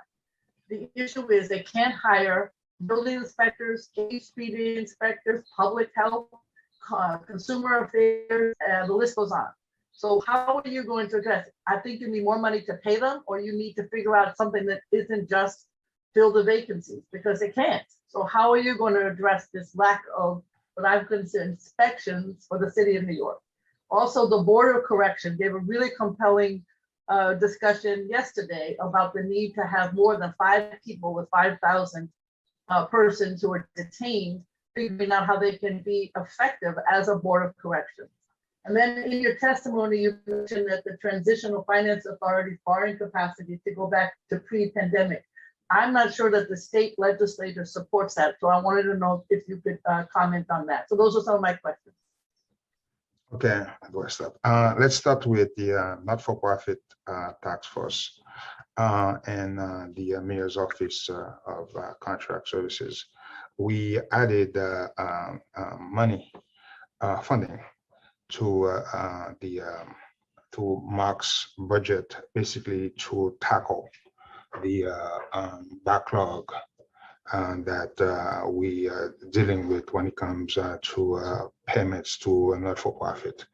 And this is an area where we got a lot of complaints, and we're working diligently and trying to make sure that they onboard all the necessary, because we gave them like 42 heads so they could deal with, to hire, so they could try to tackle the backlog that they're dealing with. Regarding food security, we discussed with you that we added about $8.8 million to district's budget to deal with home delivery meals. But more importantly, like we said, we also added about $6.6 million to deal with case management,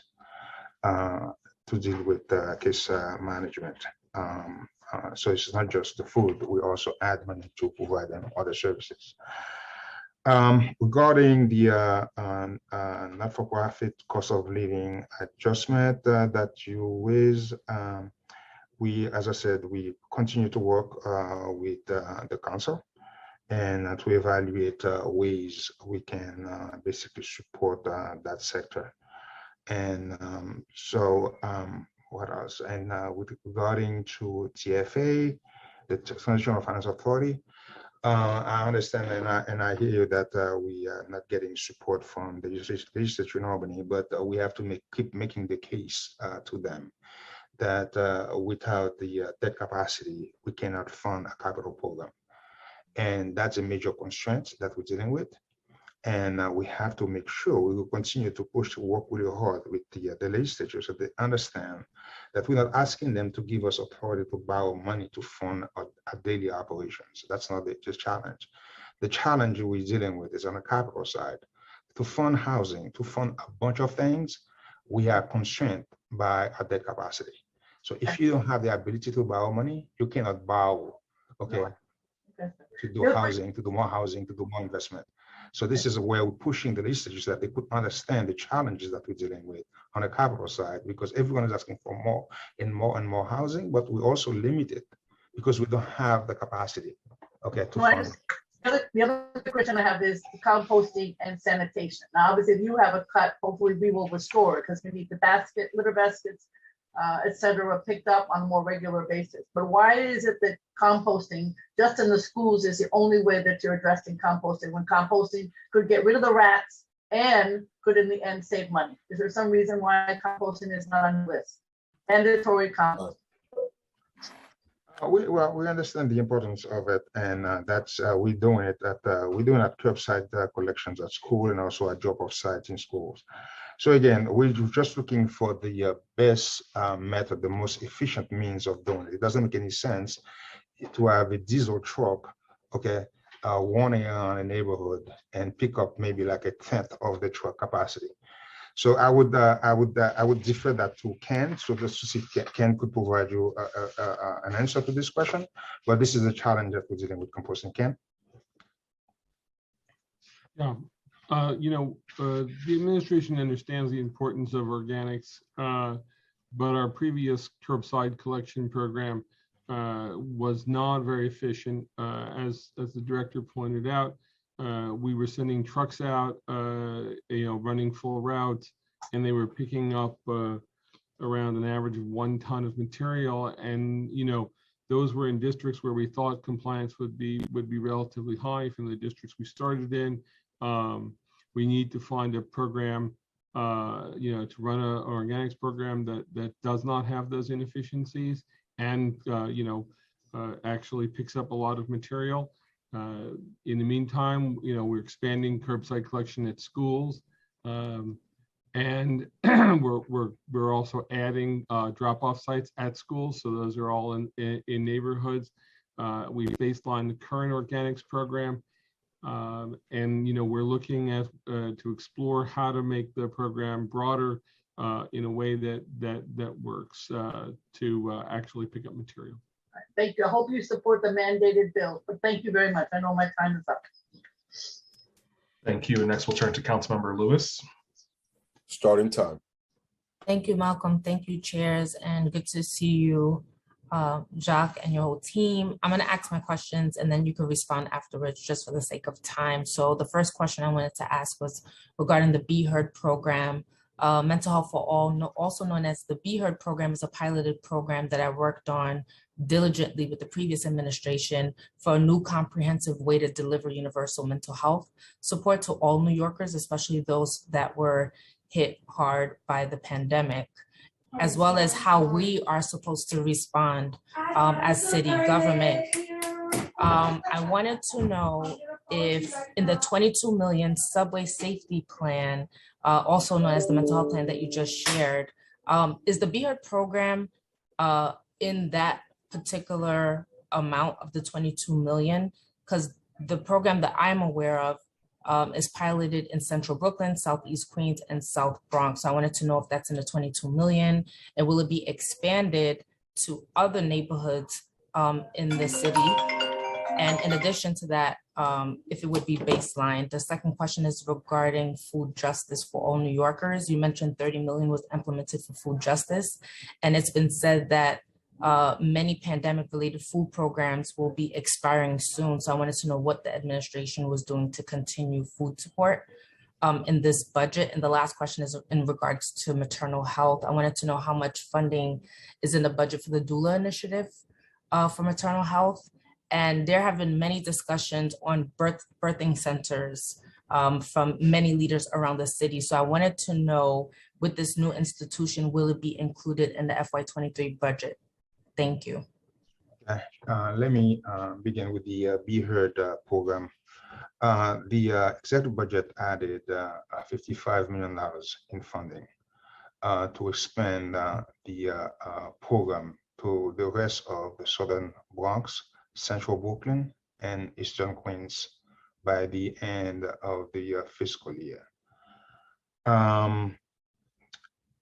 Regarding the food that you just mentioned, we added $30 million to expand EFAP and to expand the EFAP program. Now the program is funded at $52.8 million.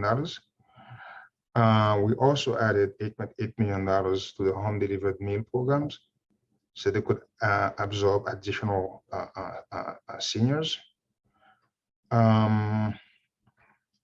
What else you asked was, the other question you asked was about the mental. Regarding maternal health, the doula initiative. The doula initiative. The doula initiatives in March, that was in the preliminary budget, we added $30 million to address a Black maternal morbidity rate through the new family home visit program. This includes a citywide doula initiative. It includes the midwife initiative and maternity hospital quality improvement network. And so this is work that's been taken by different agencies to make sure that we improve. But the doula initiative itself, I would give you a breakdown on how much exactly. That's part of the $30 million, but I will provide you detail later on about how much exactly is the doula initiative as part of that $30 million. And is birthing centers included in this budget? I'm sorry? Birthing centers, the conversation has been had many times, but I wanted to know if it was included in the budget. I'm not sure. Let me get back to you on this. All right, and last thing regarding Be Heard. So I did hear about the amount and that it would be in Central Brooklyn, Eastern Queens, and South Bronx, but I wanted to know if this would be baselined as well. The Be Heard is basically is baseline. Is part of it is baseline. The portion of it that is baseline is the portion that deals with H&H. Okay. We're still working with FDNY to know what the exact model is going to be in the out years. So once we have a sense of the appropriate model as we work with FDNY, we would baseline that portion of the Be Heard program into FDNY in the out years. But right now, H&H is baseline. The portion dealing with H&H is baseline. Okay, thank you so much. You're welcome. Thank you, Councilmember Lewis. Next, we'll turn to Councilmember Sanchez, followed by Councilmembers Ressler and Osei. Starting time.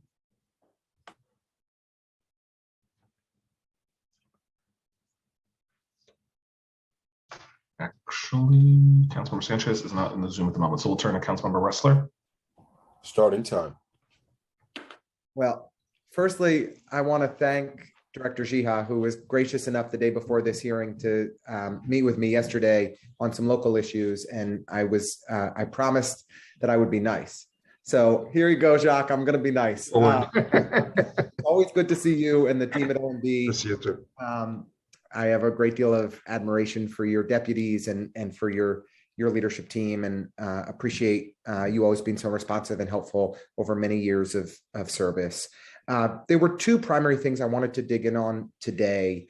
The first is around the Department of Corrections and the decision to significantly increase headcount by nearly 500 individuals between prelim and exec.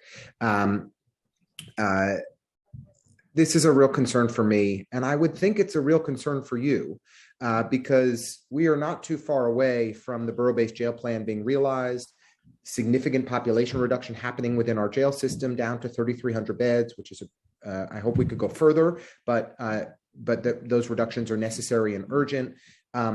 We already had far too many DOC officers on payroll that are going to be an incredible burden on the city budget. With these additional folks, for OMB, as you do your modeling, aren't you going to have thousands of additional headcount that you need to get rid of in just a few years' time? How is this fiscally responsible? Yeah, the additional headcount that we provided DOC is basically to support their effort to eliminate solitary confinement, and for them to implement the model, what they call the risk management accountability system, which is the RMAS system, because they need the staff, that level of staffing, to make sure to ensure the safety of people in their custody, and also the safety of the staff while providing necessary programming and to ensure continuity of supervision within the units. So again, this is, I understand your concern. I understand the points that you make, but at the same time, if we're going to make such a major programmatic changes into ending solitary confinement, he also requires. I hear you, Director Jihad, but do you know what the best way to do that would be? Would be to get the 600 officers who are sitting at home today and get them to stop their sick out and show up to work. And so what we need is for some real accountability. And I realize, and the name of the office is Office of Management and Budget, and we need help on the management side over at DOC. We need to hold these folks accountable. The strike via sick out is totally unacceptable, and we need help in getting those folks back into work. And then we could better manage the elimination of solitary confinement, which of course is a noble goal. I do deeply worry, though, that we are going to have thousands of additional headcount. When I worked for the administration, we were talking about, could we transfer these folks to other agencies? Could we think about creative solutions? What would we do about all of these thousands of additional people? And we are now adding 500 more headcount. I can't believe it. I mean, it is reckless for us to be doing this. And I really, really, really hope that we can reconsider and that you'll work with us on a different path forward where we do not add additional headcount at DOC. The second thing that I wanted to ask, and this is me being kind, I apologize if it comes across in any other way. You know that I have deep affection for you. The second thing I wanted to ask is about the allocation for RAD in the HPD capital budget. So I think there's $1.2 billion that you all put in exec for more RAD and PAC conversions, which I do not think is the right path forward. I was hoping that you might be willing to make a commitment to us today. If the trust were to pass in Albany, would OMB consider reallocating that $1.2 billion directly to NYCHA to make capital repairs themselves to improve conditions in our developments? I cannot make that commitment to you today. I didn't think that. But it was worth trying, right? It was a good, but tell me you're open to it. You think it's a nice hypothetical. idea? What do you think?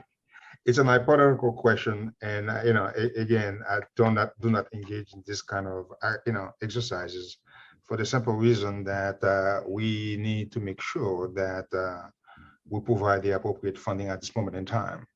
Okay. For NYCHA, so they could undertake all the repairs that need to be made.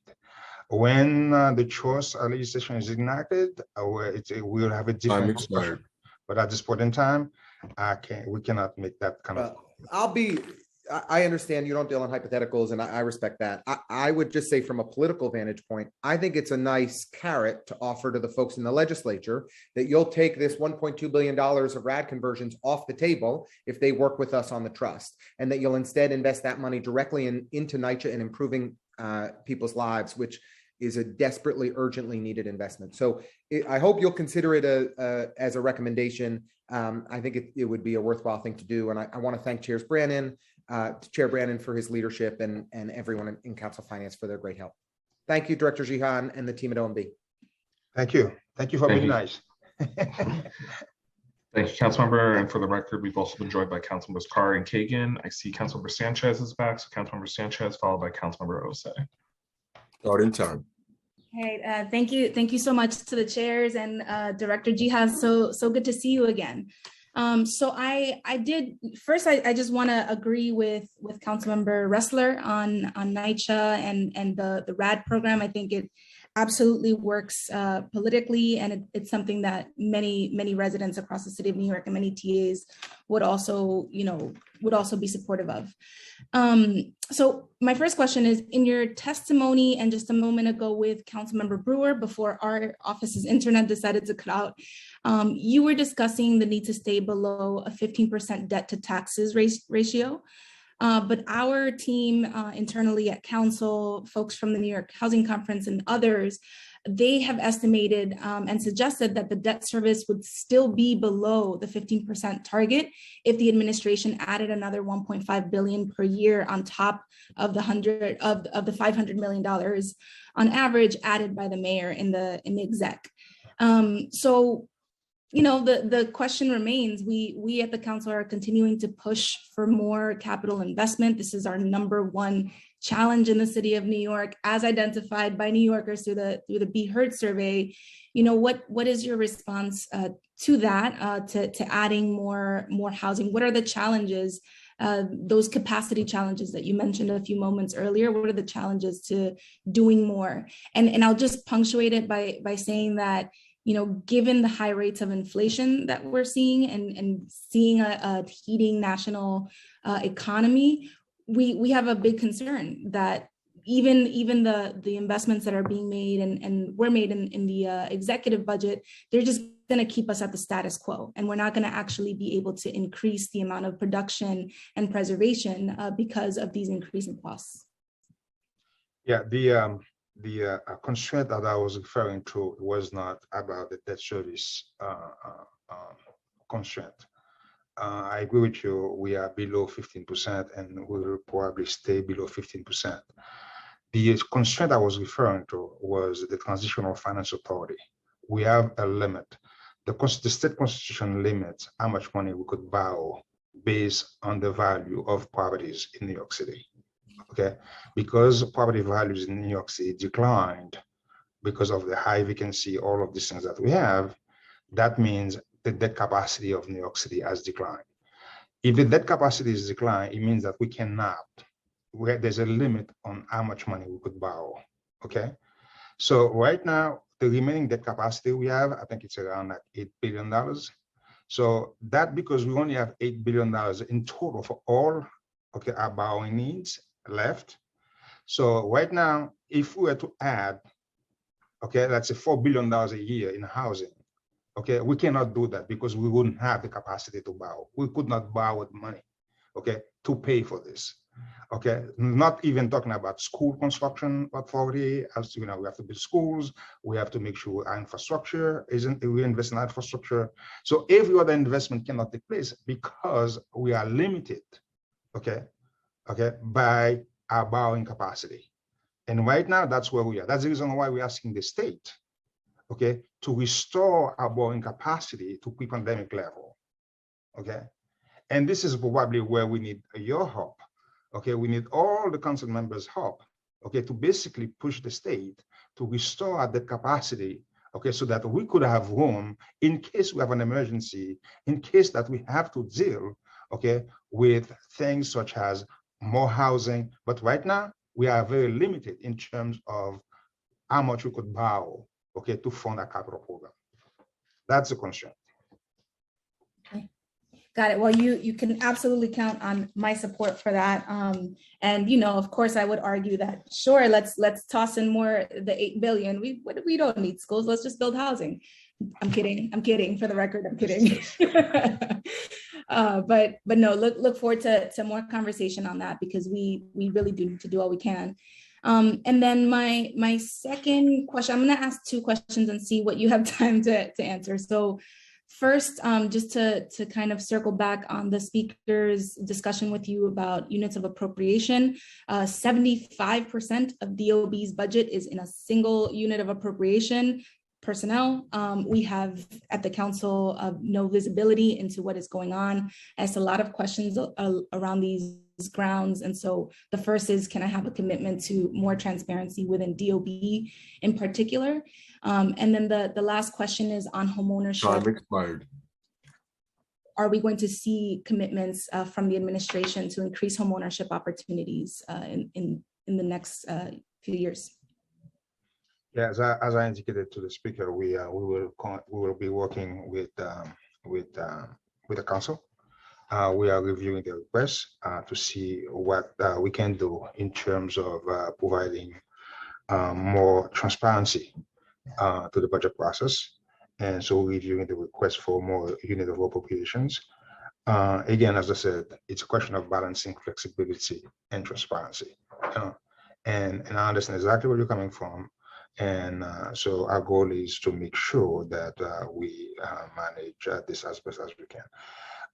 Regarding homeownership opportunity, this is something this is very important to us. This is our folks have built wealth in this country by leveraging the ability to borrow so that you could as houses appreciate over time and family built wealth. And this is something that's always of utmost importance to us, okay, as part of building wealth for people, for different groups in New York City. So again, it's a priority, and it's something that, particularly in light of the fact that we would be operating in an environment where interest rate will be rising significantly, mortgage rate will be rising significantly. So we have to find ways to make sure that we keep housing affordable for folks who desire to own properties. Thank you so much, Director, and thank you to the chair. Thank you. And next we'll turn to Councilmember Osei. Starting time. Thank you so much. Good morning, everyone. Good morning, Chair Brennan. You have been killing it during these executive budget hearings. I'm in awe of your leadership and just everything that you've been doing during these past couple of weeks. And hello, Commissioner Jiha. I won't be as brutal or nearly as brutal as Council Member Ressler. He's asking some great questions, but I just have a couple of questions pertaining to my district, as well as the committee that I chair. There's a $186 million decrease to the Department of Sanitation budget from fiscal year 2022. And it says in the executive budget that it is due to a lower allocation for uniformed operations. In communities like mine, that is devastating to hear in the 36th district. We need more street cleanups and waste removal. Is it the case across the city as well? And why did OMB allocate less for uniformed operations for this year? Yeah, again, I'm going to defer to Ken to answer that question for you. But again, as a general premise, our goal is to work with the council to make sure that as part of the adaptive process, to make sure that whatever is needed to make sure the city is clean, okay, we maintain the cleanliness of New York City. Ken? You're muted. Thank you. Sorry about that. No worries. The reduction you're seeing on the sanitation side is for a reduction in expected levels of overtime, not a reduction in routine service. We've baselined a number of initiatives, including increasing from our pandemic low, more than doubling the number of trucks we have doing litter baskets. We're partnering with the bids to bring service up in that way as well.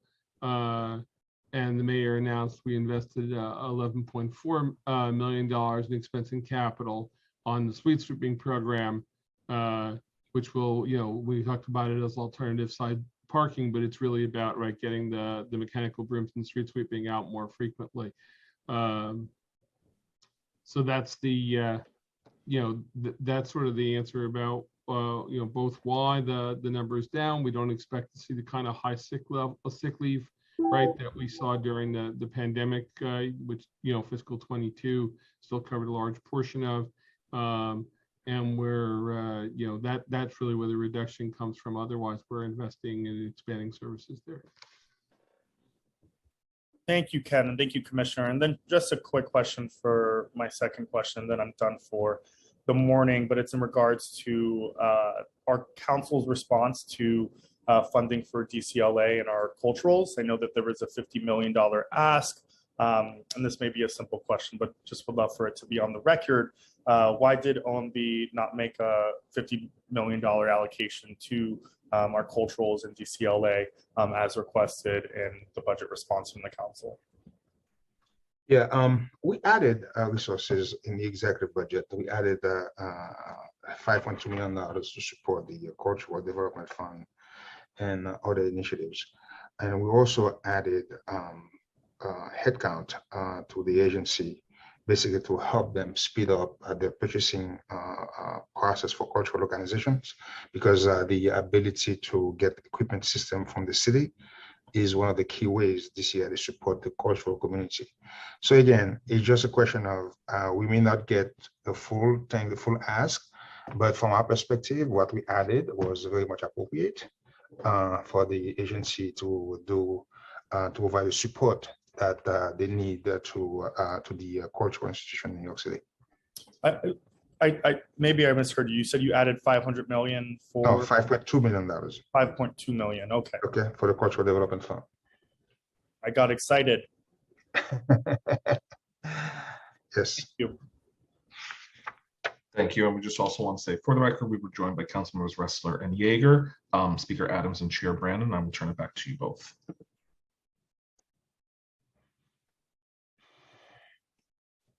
Speaker still here, Malcolm? I don't see her. Oh, she is. She is probably listening in the background, so I'll turn it to you. Okay. Thank you, Jack. We look forward to spending a lot of time together over the next couple of weeks. I told my wife not to get jealous.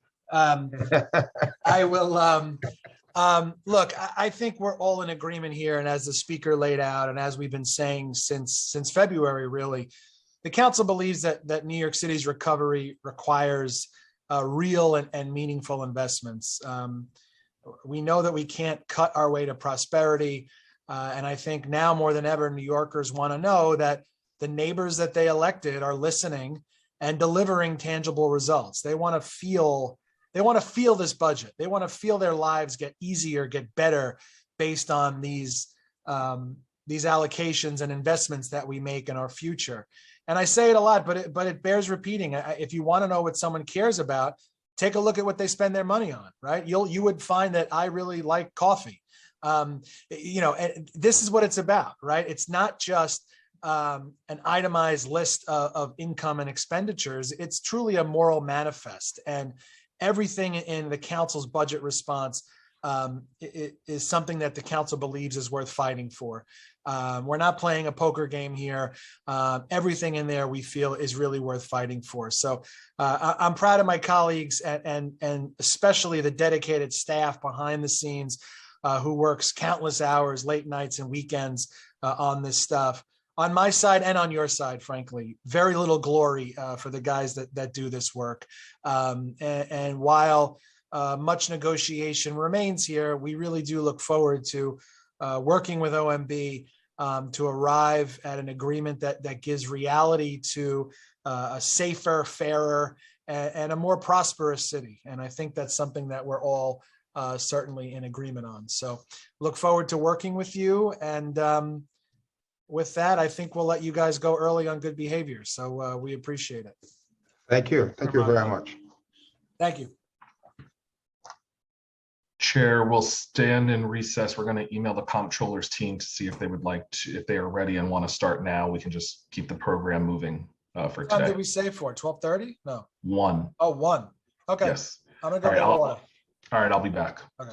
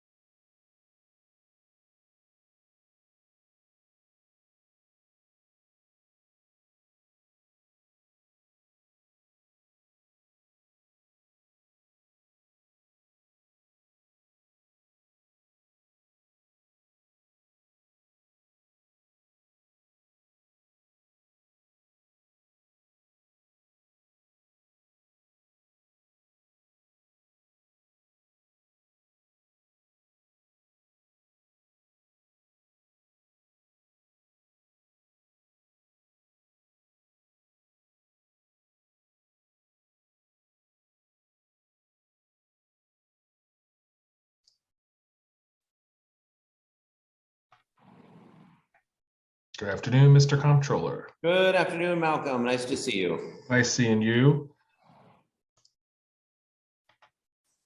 We'll just wait for Executive Deputy Comptroller Brindisi and then Deputy Comptroller Olson. Great. And then we can get the show on the road. Wonderful. They should be on shortly. Thank you. You guys made quick work of OMB. We did. I will take ahead of schedule any day. No, sure. I mean, it worked. It worked for us. We're ready. Absolutely.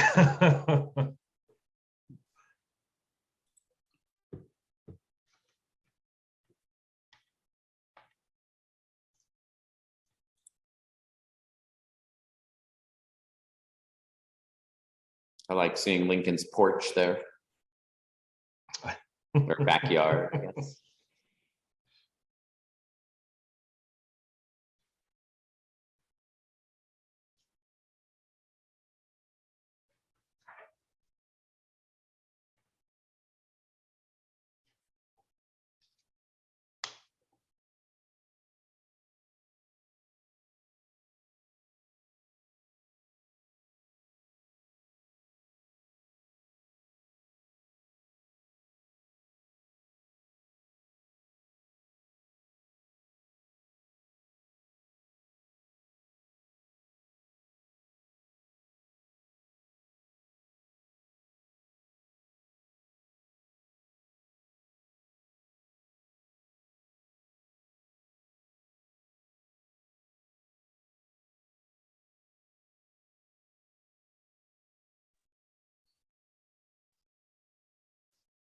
Good morning, Executive Deputy Controller. Oh, there we go. Okay, you coming in loud and clear. Thank you. Great.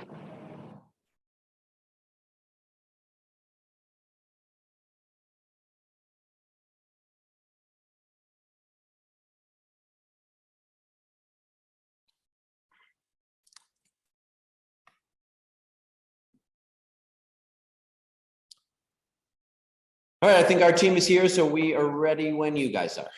Thank you. Deputy Comptroller Olson, you should be able to unmute yourself. Just make sure we have audio. Yes. Perfect. Thank you. Chair Brannon. Yeah. Okay, I'm ready. All right. Well, you could start with your opening, and then we will swear in the comptroller and just get started. Okay, cool. Thanks, Mal. Good afternoon, everyone, and welcome to the second portion of today's final executive budget hearing before we hear from the public tomorrow. This is day 10 of the FY23 executive budget hearings for the council. My name is Justin Brannon. I have the privilege of chairing the Committee on Finance. I'm pleased to welcome my friend and former colleague turned controller, Brad Lander, to this afternoon's hearing. Welcome, Brad, to you and your team. You do important work in holding city agencies accountable to the people of this great city, and I thank you for that and all the work you will do throughout your term. I never thought I'd be in a place where I'm texting the controller about, when next month's fiscal numbers coming out, but here we are. In the interest of time, I am going to forego an opening statement and let us hear directly from the controller. But before we do, I want to turn it to the mighty committee counsel, Malcolm Budenholm, to go over some procedural items and to swear in the witnesses. Thank you, Chair Brannon. Good afternoon, everyone. Welcome to the second portion of today's executive budget hearing as it pertains to agencies and authorities. I want to remind everyone that you have the ability to mute and unmute yourselves. We just ask when not speaking to please mute yourself to avoid background noise. Council members who have questions should use the raise hand function in Zoom. You'll be called on in the order with which you raised your hand. The following members of the Office of the Comptroller are here to testify and/or answer questions. Brad S. Lander, Comptroller, Francisco Brindisi, Executive Deputy Comptroller, and Krista Olson, Deputy Comptroller for Budget. I will first read the oath and ask each of you individually to respond. Do you affirm to tell the truth, the whole truth, and nothing but the truth before these committees and to respond honestly to councilmember questions? Comptroller Lander. I do. Executive Deputy Comptroller Brindisi. I do. And Deputy Comptroller Olson. I do. Thank you. Comptroller, whenever you're ready. Thank you so much, Council, and thank you so much, Chair Brannon and Councilmember Barron and members of the Finance Committee and the City Council. We appreciate the opportunity to comment on the FY23 executive budget. And I am pleased to be joined, as you see, by our Executive Deputy Francesco Brindisi and our Deputy Controller for Budget, Krista Olson. We are in a unique moment today. Tax revenues have exceeded projections. Billions of dollars of federal stimulus are flowing through the budget, and most economic indicators in the city have improved steadily from a year ago. Yet geopolitical and other risks to the economy are growing by the day. Inflation is at the highest since 1981. The Federal Reserve has begun tightening monetary policy, which will put a damper on growth. And while tax revenues are coming in well above projections in the current year, neither the mayor's office nor the controller's office expect that trend to continue. It's critical at this juncture that we invest smartly in our infrastructure and our people and set the city on a path for long-term inclusive recovery. In particular, with one-time surpluses and long-term uncertainty, it is imperative that we shore up our reserves now, and we can this year afford to. We recommend a significant $1.8 billion additional contribution to the city's rainy day fund, as I will discuss shortly. But I'll begin with my office's newly released review of the city's financial plan, which is available today on our website, so you can get all the numbers there. As of April, the city has regained 79% of private sector jobs lost during the depths of the pandemic.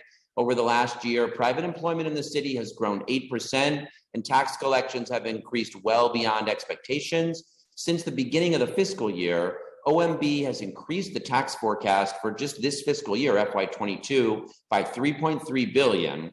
My office forecasts an additional $3.3 billion in tax revenues beyond that by the end of the fiscal year, primarily on the strength of tax collections in April. So the city's near-term fiscal position is bright, but clouds are on the horizon. The Federal Reserve has begun to raise interest rates and faces the formidable task of controlling inflation without causing a recession, a real challenge and one that will affect people's lives. Recent turmoil in the stock market, Russia's continued invasion of Ukraine, and related supply chain interruptions make this even more challenging.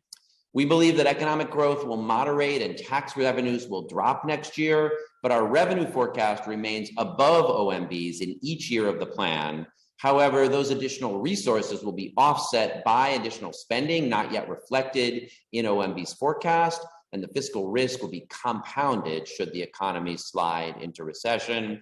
Some of these expenditures are perennially under budgeted, including overtime, Carter cases at homeless shelters, but others relate to the city's use of stimulus funds for ongoing programs, such as 3K, which places those programs at risk in the longer term. By FY26, the city faces a fiscal cliff of $1.3 billion that will need to be addressed. Current stock market return decline poses an additional risk to the budget. Incorporating combined audited returns, which were 0.11% through March, which is far below the actuarial target of 7%, will add pension costs, required pension contributions of $335 million in FY24, increasing to $1 billion by the end of the plan. And unfortunately, markets are continuing to fall, so the final returns through June could be somewhat worse. Combining our assessment of revenues and spending, we forecast, as I say, a big surplus this year, $3.1 billion at the end of this year, a small surplus next year, but then gaps of $5 billion in FY24, growing to $6.5 billion in FY26. And even those estimates exclude the risk of the large labor contracts. You know, most of the city's labor contracts will soon be expired. And the current plan funds only 0.5% raises in the first 2 years of the plan. Given inflationary pressures, the actual pattern may be far higher, and each additional 1% wage increase will cost the city $450 million in the first year it's implemented. And the city would also need to cover commensurate cost of the cost of living adjustments to human service contracts. So those are additional risks in the long-term plan. This combination of baseline gaps, economic risks, and the unknown cost of labor contracts and pension contributions makes it imperative that the city shore up its reserves this year. Just yesterday, my office released a new recommended framework for the city's rainy day fund. which would take saving for economic downturns out of the vicissitudes of the annual budget process. I was there. I know how hard it is to commit enough resources when it's just the annual budget negotiation. So we propose a formula. We believe the city needs 16% of tax revenues in the rainy day fund to stabilize revenues for the whole length of a recession. So you don't have to cut essential services or lay off teachers right at the hardest moment. If you've got 16% of taxes in your rainy day fund, then you can get through that recession without harmful cuts to core services. We estimate right now that if you add together the rainy day fund and the retiree health benefit trust, which has been used as a rainy day fund, there'll be about 5.1 billion at the end of FY22, which is only 7.3% of tax revenues. That's only enough to provide budget relief for less than half the length of an average recession.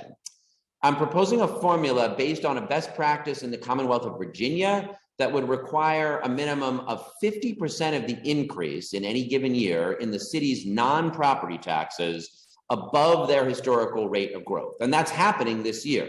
So those guidelines I mentioned, we're going to recognize $3 billion more revenue just between now and the end of the year than is in the executive budget. So we propose to put 1.8 billion of that into the rainy day fund, along with planned deposits of 700 million for a total of $2.5 billion this year into the rainy day fund. While that contribution is a big number, it's still only 55% of our forecast for surplus revenues beyond what was recognized in the executive budget. So there still would be a significant amount of new revenue even beyond that contribution. What that would do was help us achieve a balance of 10% in the rainy day fund, enough to provide a cushion for the first 2 years of a recession.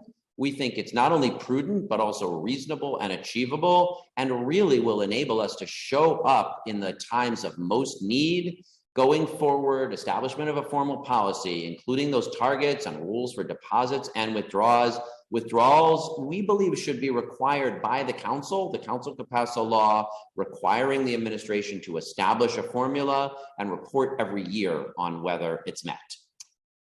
Preparing for the future also means that we must use every dollar of federal stimulus and infrastructure funding wisely. We released a report last month that found that through the first 8 months of FY22, DOE had spent less than 25% of planned recovery funds in the critical areas of academic and instructional support and social and emotional well-being.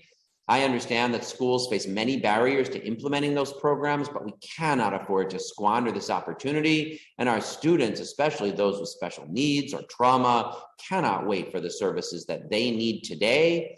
I'm pleased that DOE says they've spent another $500 million since our report came out, but I continue to urge DOE to be more transparent and provide more clear outcomes metrics on that funding. I also fully support the council's call for 100 additional shelter-based community coordinators to better serve the 101,000 students who lack permanent housing.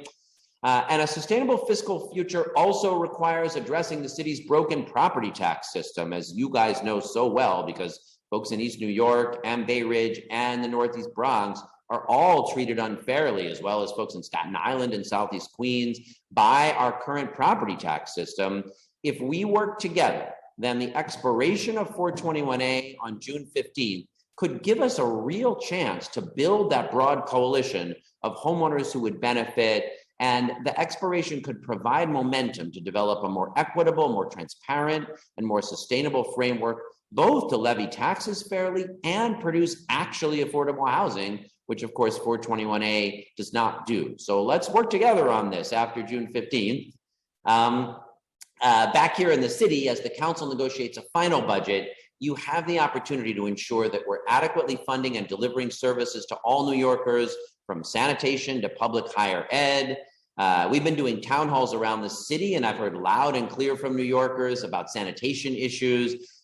People from Staten Island to the Bronx to Bushwick think their neighborhoods are dirty and that they're overpaying for substandard service. 311 complaints for dirty conditions grew 73% from 2020 to 2021.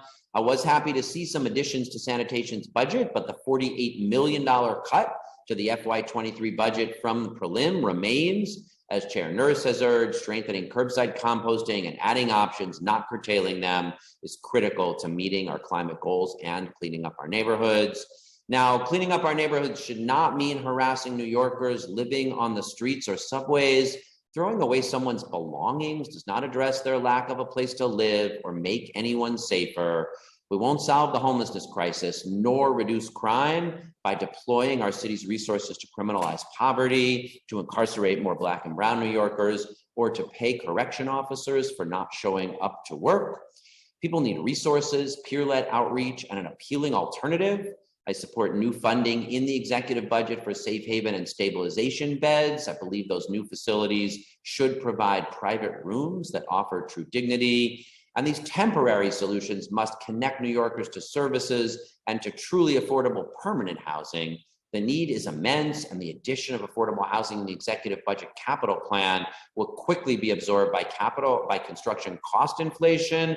So it's critical, and I agree wholeheartedly with what Speaker Adams said in her State of the City and Chair Sanchez's advocacy, that the city commit $4 billion in each year of the capital plan and restore planned headcount cuts to the Department of Housing Preservation and Development, as well as Department of Buildings, and make sure vacant positions are filled to get that genuinely affordable housing built.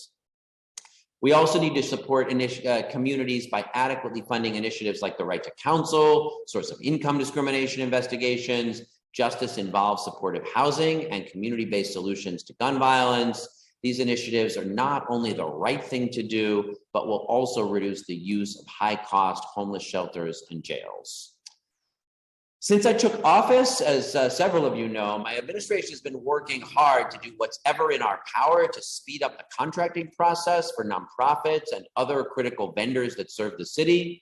We're moving forward with clearing out the backlog of unregistered contracts, and I remain hopeful and committed to working with all the key players involved in the procurement process, including the council, to make real, quantifiable progress. That's not all our nonprofits need. They also need the resources to provide services amidst rising costs. In particular, childcare providers have struggled amid reduced enrollment and increased costs during this pandemic.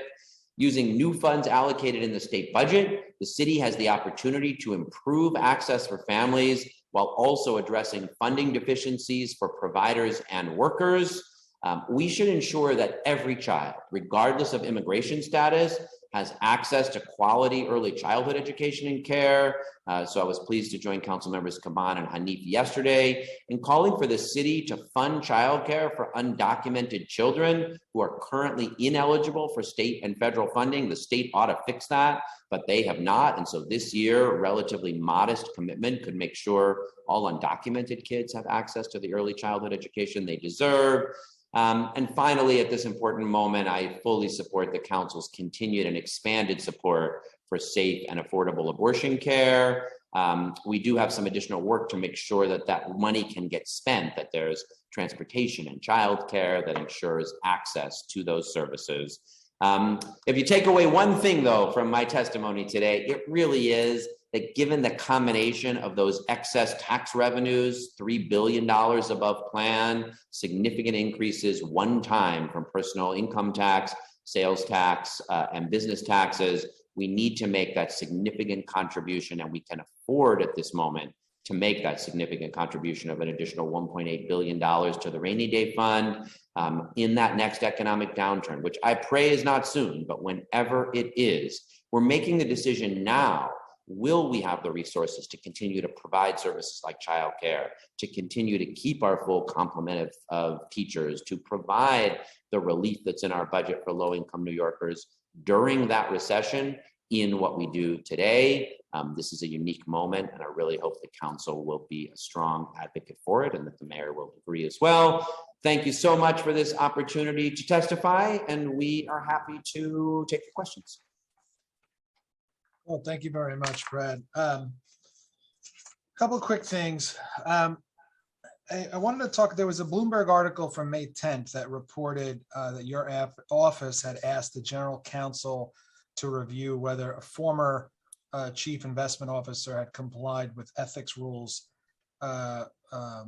is governing an allowable career transition out of the city's pension system after accepting a position with an investment firm. So are you comfortable with the current rules governing those involved with our pension system investments, and are there need for changes? So that's why I have this review underway. It was, as was reported in the press, the Chief Investment Officer, Alex Donier, from the prior administration, departed from the controller's office and then was hired by Platinum Equities, which is one of the many investment funds that the city's pension funds invest in. And I asked the general counsel to look at two things, both the specifics of this situation. Were the appropriate rules followed? I know conflicts of interest guidance was requested, and I want to make sure that everything was done according to the rules. But I did also ask her to take a look at the rules themselves. We do have very extensive internal processes. There's multiple committees that review. We've got an investment committee that reviews every proposal before it goes forward. There's consultants to all 5 of the pension fund boards, and they review them. And then the trustees themselves review them. But, it's appropriate for people to say, I worry about kind of revolving door issues, and I want to see whether our post-employment rules should be strengthened. So when I get the results of that internal review from my general counsel, I'll be glad to forward them on to the city council and work with you. And if we think there's any need to tighten up or strengthen our rules to prevent not only conflict, but any potential appearance of conflict, then we'll both make that transparent and we'll work with you to make any changes that are needed. Okay. With regard to pension assets, so there was a New York Post article from May 14th reported that more than $500 million of pension system assets previously invested in Russian companies had been frozen by Vladimir Putin. So will the pension system be required to cover the costs of these frozen assets? So a couple of things about that Post article. That number is combined, the city and the state. So the city's the city's holdings of Russian securities were about half that, I think about $271 billion prior to the invasion. That was less than 1% of total holdings in the pension funds. We're talking about a pretty modest percentage. All 5 funds moved quickly. We were the first public pension funds in the country to move to divest Russian securities, but that was right at the same time when all the sanctions were applied and when Russia froze its stock market. So it hasn't been possible to sell your Russian securities since the invasion began. So those monies are frozen. They're hard to value what they're actually worth, and we are committed to divesting them as soon as we can. In the meantime, they sit on our books and we don't need to put new money in to cover them. We've got $265 billion, currently in the pension funds. Now, it is a concern, as I mentioned in my testimony, that stock market returns are down. Last year, we had an amazing year, 26% returns. This year, as of the first quarter, it's basically flat, 0.1%. And we've got this actuarial target of 7%. And assuming those numbers, stay low or get lower, it will mean that the city over time has to contribute more into the pension fund. Now, last year, those 26% returns meant the city had to contribute less, about $8 billion less. And these amounts are smoothed over 5 years. It's a pretty wise system that in a good year, you reduce the amount the city has to contribute, but you smooth that over 5 years. In a bad year, you increase the amount the city has to contribute, but you smooth that over 5 years. So as I mentioned, this will add, the returns, the stock market decline will add some long-term cost to the city to make sure we can meet our obligations to our retirees. But the pension fund is well-funded, and we've got a great team making sure that we do a little better than our peers, a little better than the markets do, and then this long-term system for smoothing returns, both when the markets are up or down, to make sure we can meet our long-term obligations. How do you think going forward, should we be engaging with pension boards on the issue of vetting geopolitical risk of investments in developing markets and the issue of investing retirement funds in countries with human rights violations? Well, let me separate those two questions. I mean, how we do an asset allocation that looks across a broad set of categories, and you really want to be diversified because you don't know where problems are going to arise, and so you want a good strong mix of U.S. public equities, of U.S. fixed income, of global equities and global fixed income, and of private markets as well in infrastructure and real estate and private equities.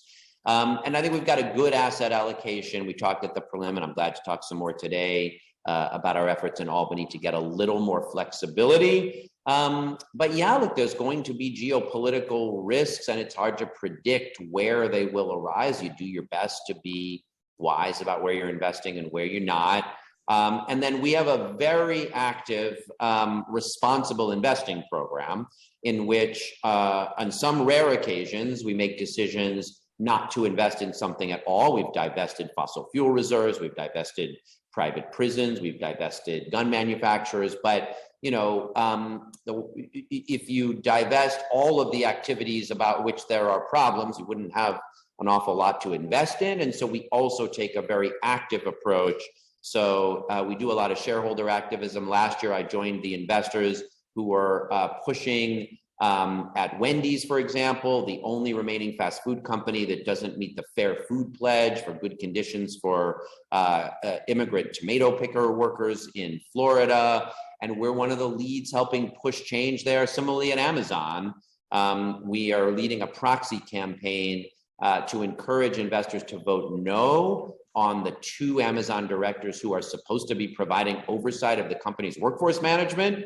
And clearly they're not because of high injury rates, high turnover rates, and union busting activities. So we try to combine this shareholder activism and responsible investing with a broad, thoughtful asset allocation. And then in some rare cases, as with fossil fuel reserves or Russia, with divestment. Thank you very much. I will turn it over to my committee colleagues. Thank you, Chair Brennan. We'll first turn to Councilmember Barron. Thank you very much, Mr. Comptroller. How are you? Good to see you, Councilmember Barron. Yes, I want to ask a couple of questions. One, there's a formula you discussed on how to get money into the reserve or rainy day fund. That would take the discretion away from the city council and the mayor? It would not take the discretion away. What let me say 2 different things about kind of the idea of having a formula and then about what the formula we're proposing is. If you could do this, Brad, I'm sorry. Hold that. I just want to get it all out because that's okay. Ask your questions. I'll take my notes and then if you could. So that's one thing I'm concerned about. Just how that goes. Yep. And then secondly, about the $265 billion pension fund.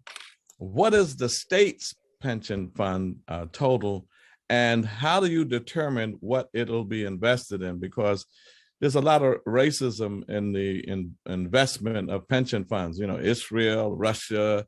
But when I look at places like Africa or the Caribbean or Latin America or companies coming out of these countries, we don't see the same kind of numbers, even though the city is majority Black, Latino, and Asian. So just wanted to hear something about that. And then when you say building more affordable housing, how are you defining affordable housing affordability? And I plan on introducing some legislation for nonprofits or not-for-profit organizations. Comptroller, we're having a big problem. If I was to secure $1 million for one of my not-for-profits, they couldn't even spend it because it's reimbursement.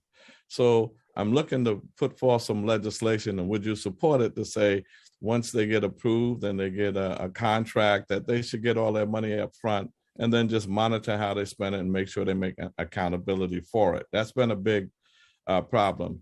And then finally, the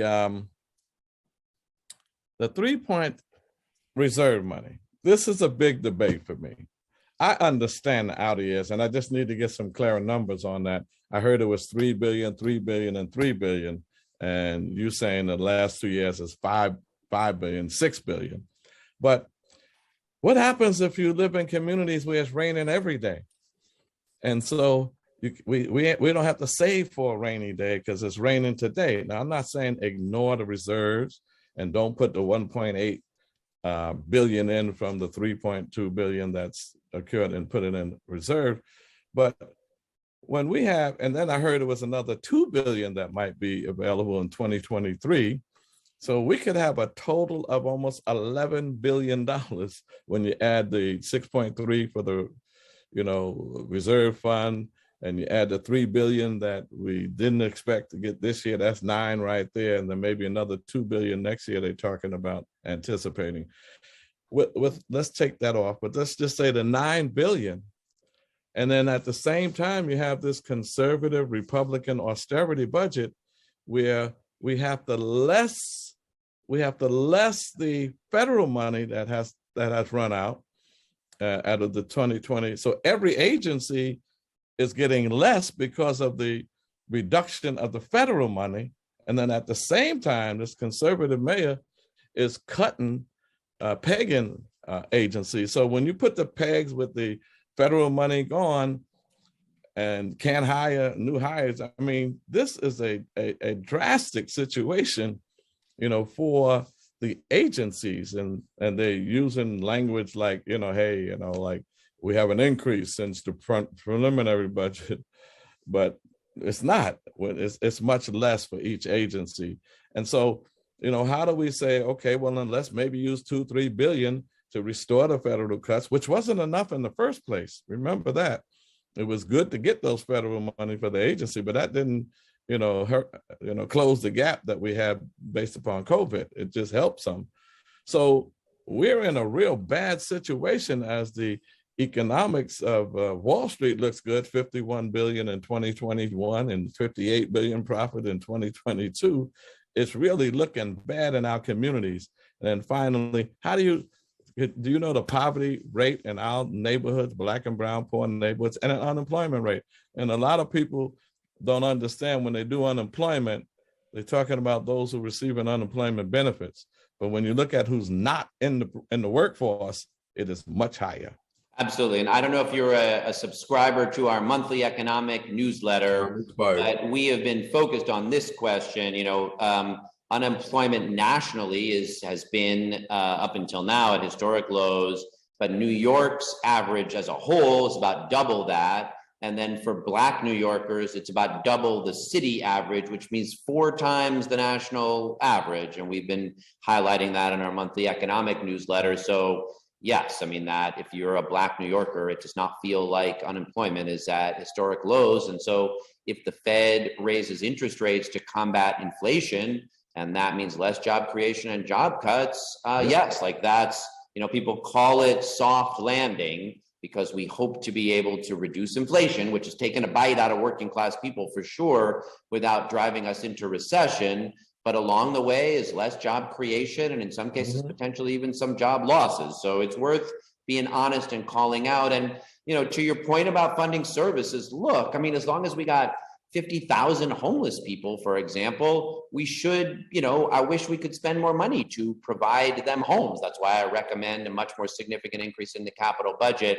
But the rainy day fund challenge is this, like whatever level of services we contract to provide this year, most of that is headcount, most of that is teachers and social service workers and and 3K folks, and you get at a level that you got to pay that goes up a little, because of inflation and cost increases. And then if your revenues decline, you're stuck at a moment of economic downturn or recession, not being able to afford that base level of core services that you had right at the hardest moment when you least want to have to make cuts.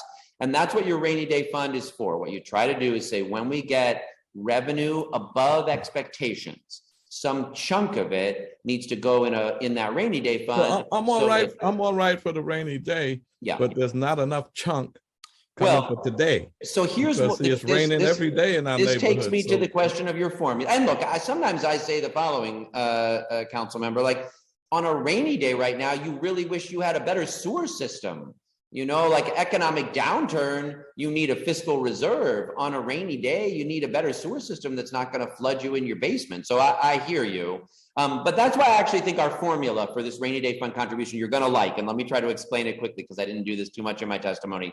First, we're not proposing that the state establish a formula, and obviously the controller can establish a formula. We are proposing that the council and the mayor create a long-term formula and say this is so that each year we're not just negotiating how do we come up with a more formulaic approach of how big we think that fund needs to be, and in good years what we put into it, and then let's just like show that in the budget docs. Were we able to do what we said by that formula? So it wouldn't tie the hands of the council and the mayor, but it would at least give a rules-based formulaic guidance that took it out of every year's annual budget process. And the formula, and I'm going to give Francesco Brindisi, who's on here, because he was the one that like did the research and found this good approach in Virginia. So he came to me and said, Brad, you know, the property taxes are pretty steady. They got their problems to be sure, but they're pretty steady. We use that every year to pay the cost of the year before. But these non-property taxes, personal income tax, sales tax especially, they kind of jump around from year to year. So we're not really doing baseline budgeting. So in the good years, in the years when those taxes jump up, and we have a lot more this year than we did in the preceding year, let's take just half of that difference and put it in the reserves. You got half new money in that case that you could spend on contemporary needs above what you were planning, and take half of that increase and put it to the reserves. And that's what we propose as a formula for consideration by the mayor and the council. It so happens that this year, those non-property taxes are well above expectations. And that's why we're proposing this additional $1.8 billion, which still leaves something like $1.3 billion more than was in the executive budget for the council and the mayor to deploy while still making that big contribution. And if you will, real quick, Comptroller, could you speak to the legislation to let not-for-profits leave their upfront? And I'll tell you that where we're doing this, because it's really interesting. I've learned some things since I got here, because I care so much about how long it takes to get the nonprofits their resources. Obviously, I worked in the nonprofit sector. I know so many folks who are providing essential services. And you're right, we still have contracts, that started last July 1st with, precarious nonprofits, and they had to start feeding seniors and taking care of young people. And here we are in May, almost done with May, and they still don't have their contracts registered. So they've been putting that money out almost all year, and they haven't seen any reimbursement. So there is a provision for advances. I will say nonprofits can, in the most cases, get a 25% advance on their contracts. I'm familiar with that, but in the interest of time, I'm familiar with that. I'm talking about legislation that will let them receive their whole the one thing all of their money, because even when they get the advances and they have to do the bridge loans, some of them might even get 50%, but then the second half they have a problem. So, and then it gives the white not-for-profits who have millions of dollars from other sources, they can always take care of themselves. But our not-for-profits, I can't even give them $1 million because they don't have $1 million to spend. I like that the CMS groups, the violence interrupters, get a 50% advance, where most other nonprofits only get a 25%. They're complaining because then when it comes to the second 50%, they have a problem, and so it catches them in mid-year. But what do you feel about them getting just all to be their clear money with up front? If you get a 50% advance, you don't have to wait till you spend it all. You get the 50% advance, and then as soon as you spend the first 10% actual money, you put that 10% in for reimbursement.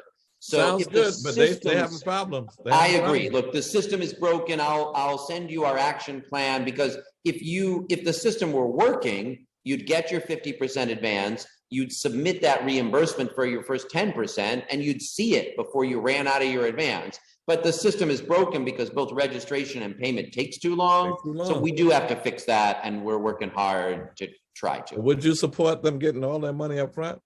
I'll think about it. I like an advance, and I like us paying on time. Thank you, Councilmember Barron. Next, we'll turn to Councilmember Sanchez. Thank you, and good to see you, Controller, as always.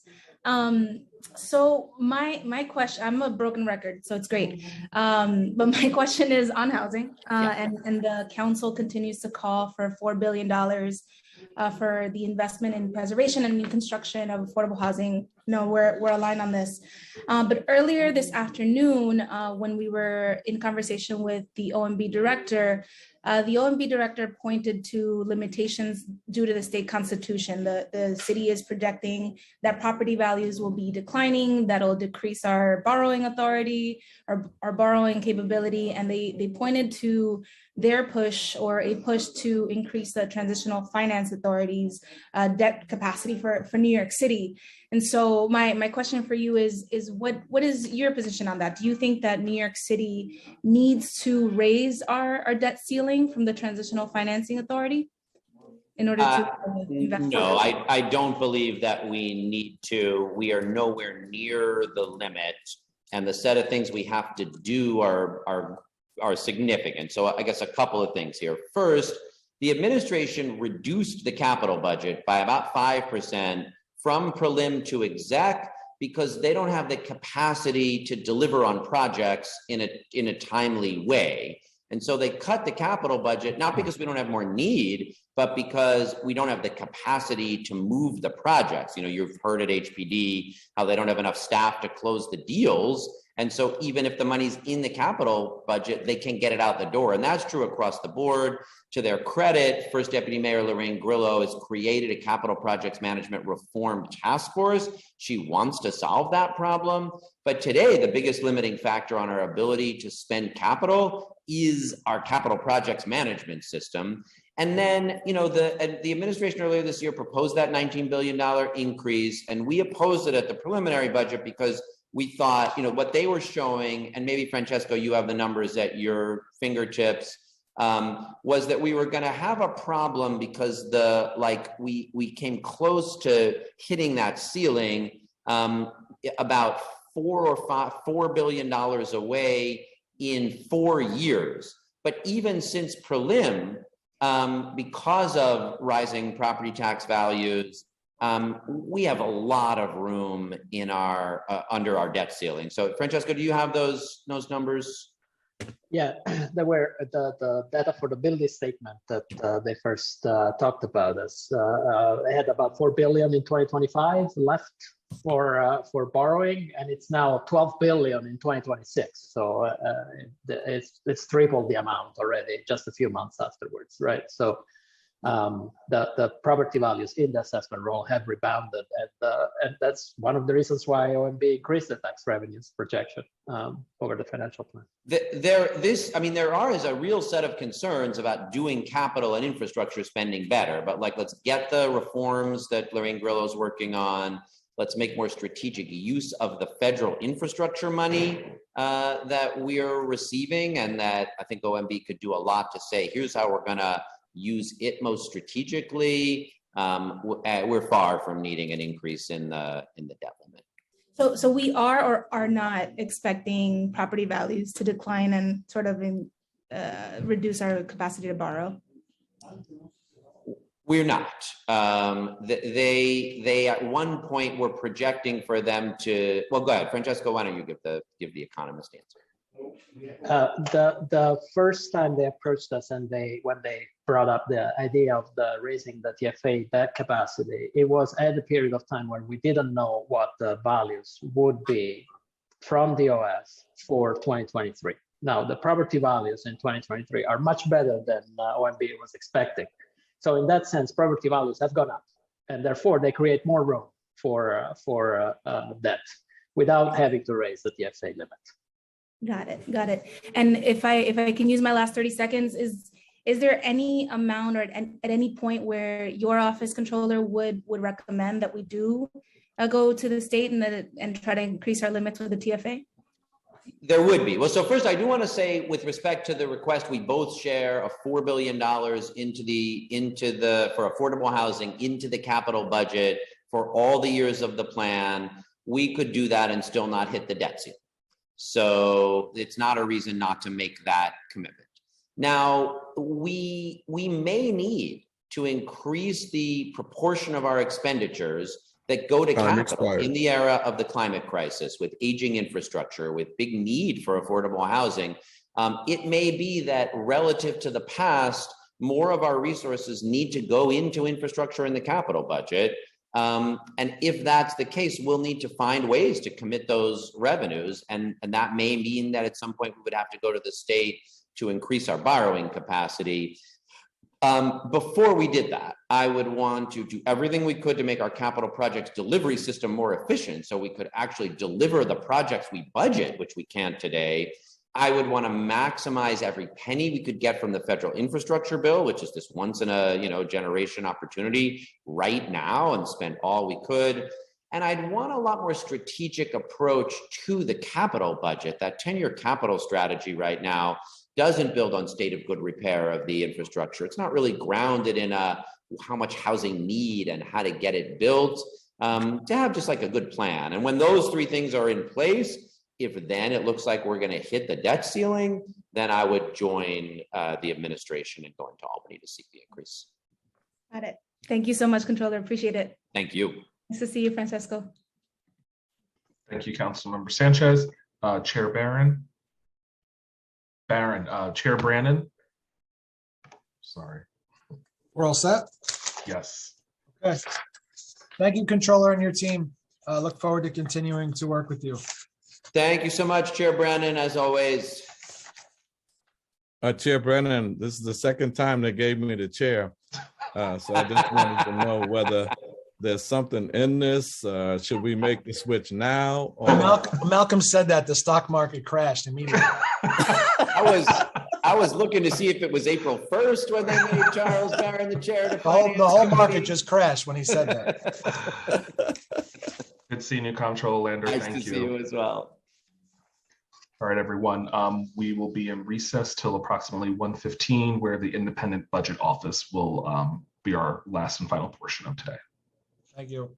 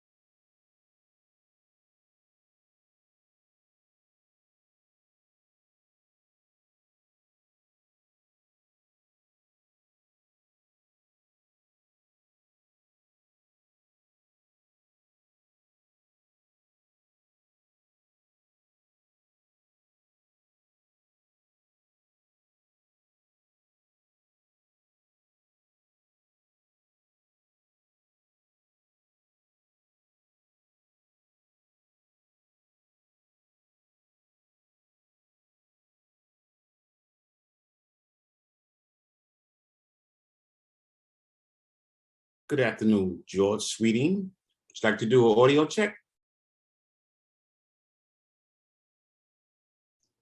You'll be able to unmute yourself, Mr. Sweeting. Okay. Good afternoon. Good afternoon. You're coming in loud and clear. Thank you. All right. Hey, Jonathan. Hey, George, how are you? All right. We got some really good questions for you, I know that. Excuse me? We got some really tough questions for you today. Uh-oh. All right. Well, we didn't prepare, so. Ray got some really doozies for you. I guess I'm looking forward to it.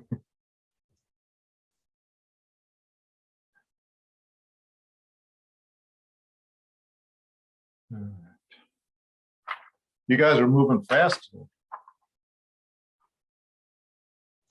Does appear that way. Yeah. Hey, yeah, I've been surprised how quickly this went, but okay. You know,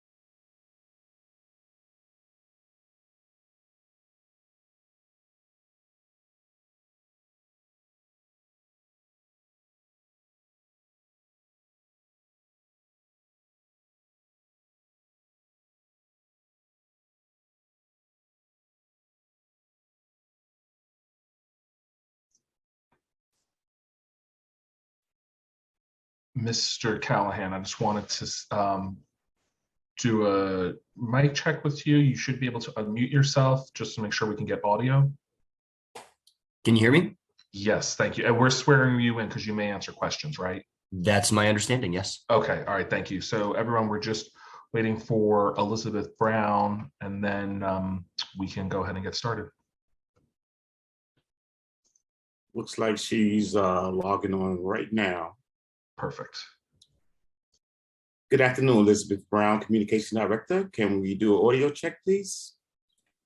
We can. Hello. Great. All right. You come in loud and clear. Thank you. Great. Thanks. Yep. Perfect. Chair Brannon. Make sure I get the right chair. Just got back from the beach. Okay.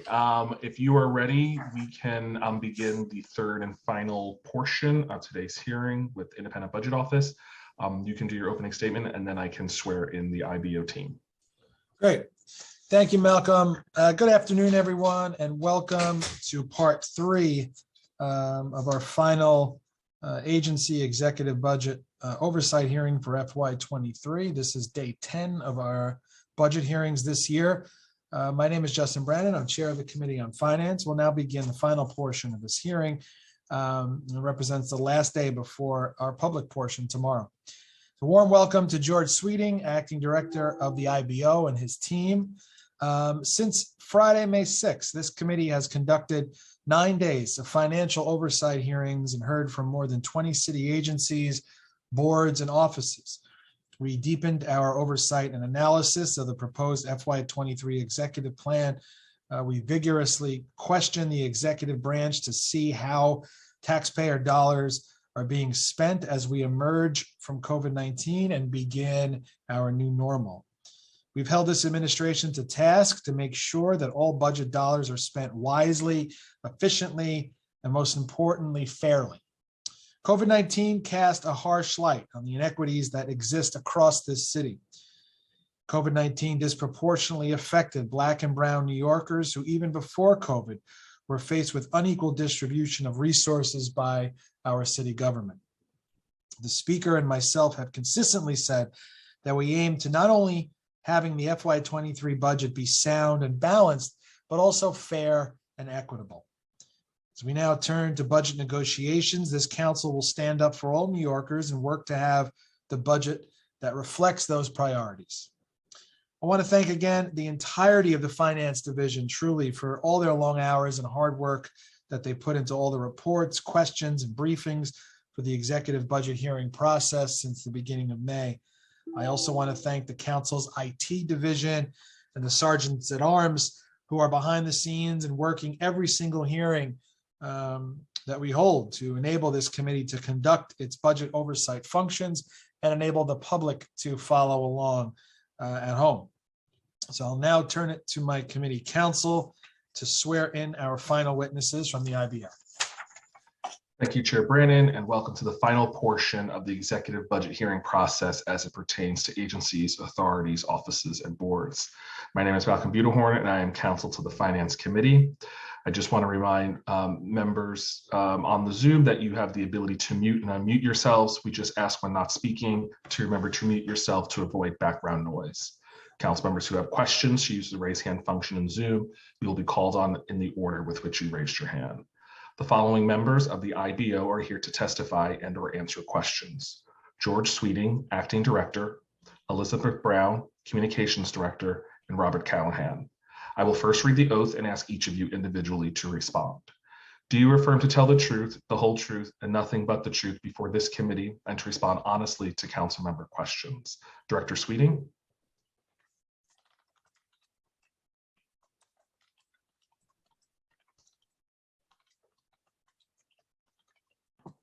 Sorry, I was muted. I do. That's okay. Ms. Brown? I do. Thank you. And Mr. Callahan? I do. Director Sweeting, whenever you're ready. Okay. Thank you. And greetings, Chairman Brannon, and thank you for the opportunity to discuss our latest economic and tax revenue forecasts and our analysis of the mayor's executive budget. In the interest of time, I'm going to just summarize our written testimony, which was submitted earlier today. We also released our report, a fuller report evaluating the executive budget a few weeks ago. So distilling that executive budget report, we conclude that the recovery from the pandemic-induced recession continues to surpass earlier expectations, including our own from just 3 months ago. Personal income tax, sales tax, property transfer taxes are all doing particularly strong this year. The one big exception is that the real property transfer tax fell, but real property tax fell, but that was expected given adjustments the Department of Finance had made to property values for 2022. Very strong income tax collections in April led IBO to raise our total tax forecast for fiscal 22 to $68 billion. That was a 4.5% increase from our forecast back in February. There's also good news on employment data, which showed that the annual benchmark revision process that's done by the Labor Department also suggested continued recovery. In fact, recovery stronger and faster than, again, we had anticipated. The benchmark showed the city added 100,000 more jobs in calendar year 2021 than previously estimated. And this puts the city on course to finally surpass its pre-pandemic employment level in early 2024. IBO had previously predicted that that would be mid-2025. So again, that's good news on the employment front. However, not all indicators are flashing green. There are many risks to our economic forecast, particularly related to how the Russian invasion of Ukraine ends and what the final resolution there turns out to be. There are also renewed supply chain disruptions, high energy prices, and perhaps most concerning, the path of monetary policy. With high inflation spurring the Fed to tighten monetary policy in an effort to slow growth and prevent expectations of continued rapid price increases from becoming really embedded in the behavior of firms and employees, they've begun a process of tightening monetary policy and raising interest rates, reducing the size of their balance sheet. Our forecast assumes that the Fed does succeed in bringing inflation under control and manages to do it without bringing on a recession. But even success here still means that economic growth will be slowing. The resulting slower economic growth means tax revenue growth in 2023 through 2026 will be slower than we forecast back in February. We now have an estimate of tax revenue growth averaging about 2.2% annually over that period. It had previously been 2.4%. For 2023, there is good news on the property tax in that revenue rebounds as assessments recover, particularly from what finance had done in 2022. But most other taxes are predicted to decline in 2023 because of the slower growth brought on by monetary policy. We actually are projecting that total tax revenue in 2023 falls by 0.6% from 2022, and it does resume in 2024. But again, because of the slower economic growth, the pace of tax revenue growth in our estimates will be lower than we had anticipated earlier in the year. Just to compare our forecast with OMB's, even though we are lowering our tax forecast, it remains above OMB's throughout the plan. The difference is about $2.5 billion in 2022, $1.5 billion in 2023, and 1.6 billion on average in 2024, 2026.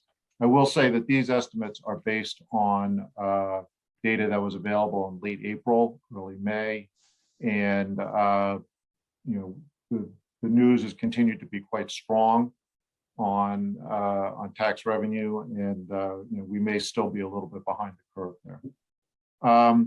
But the implications of the revenue forecast combined with our re-estimates of spending proposals in the executive budget leads IBO to estimate that 2022 will have a $2.2 billion additional surplus over and above what OMB had previously identified.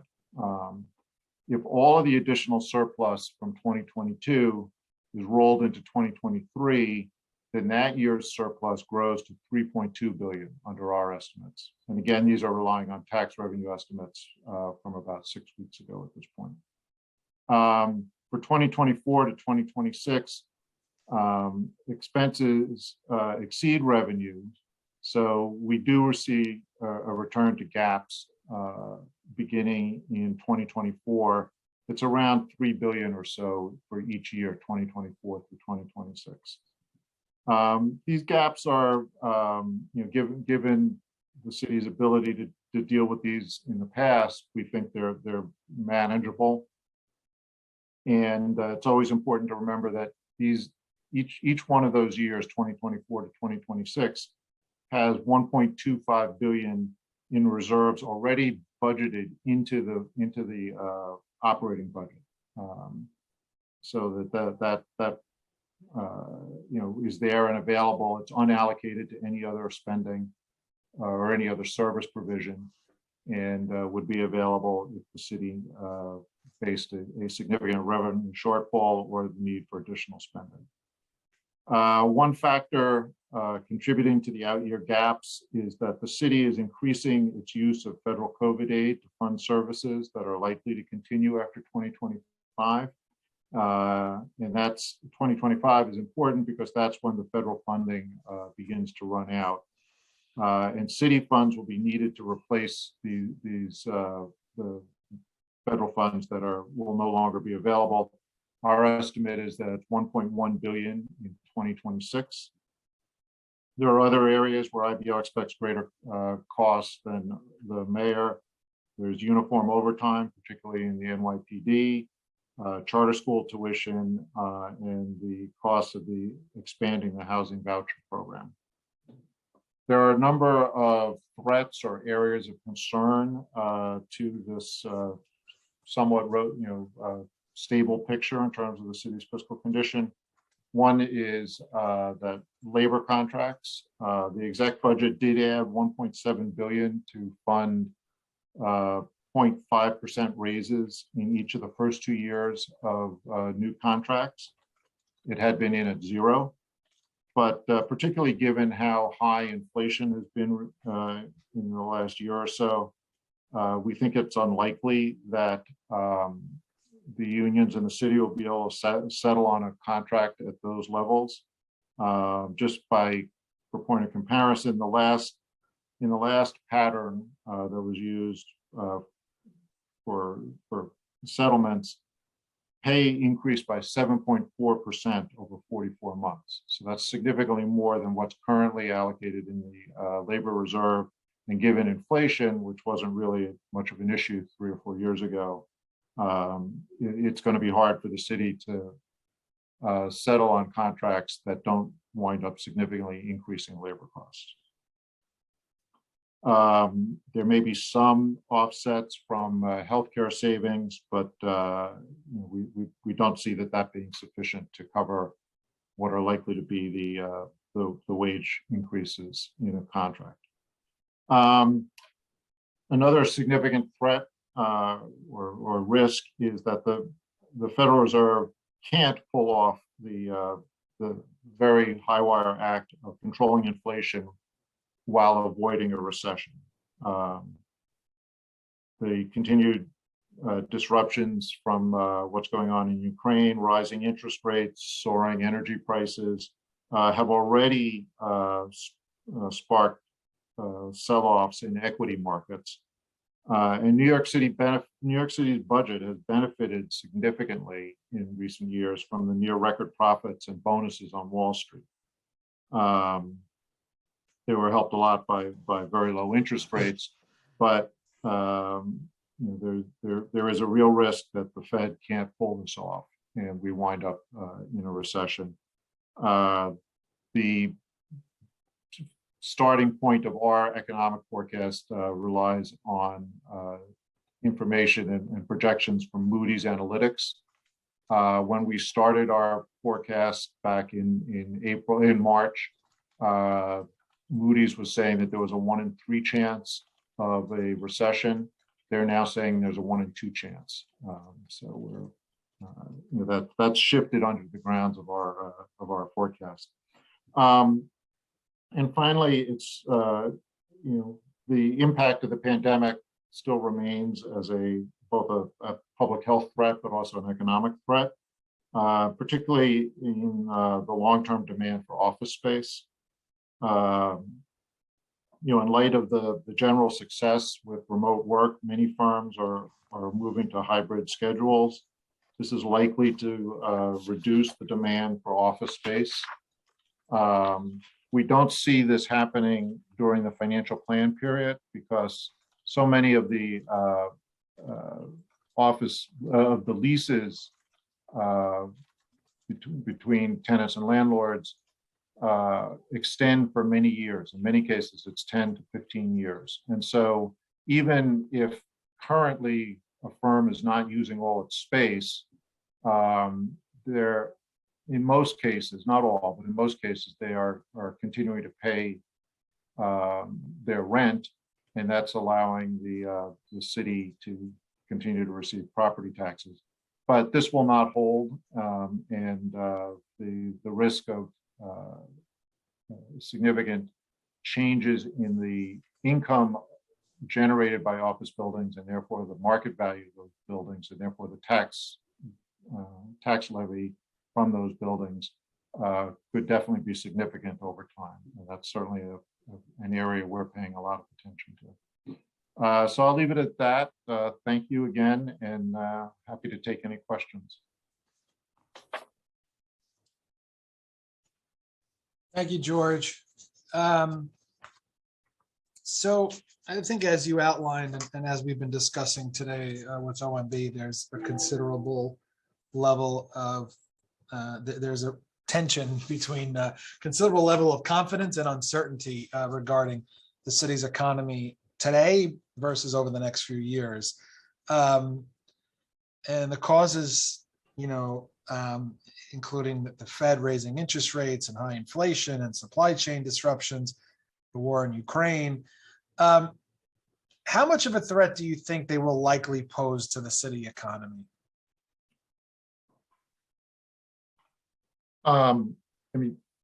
Certainly if the Fed isn't able to manage this really quite difficult task of raising interest rates sufficiently to,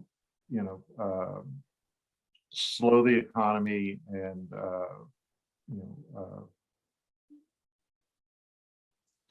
reduce, inflationary pressures, that would mean we're into a national recession, and a recession is never good for the New York City economy.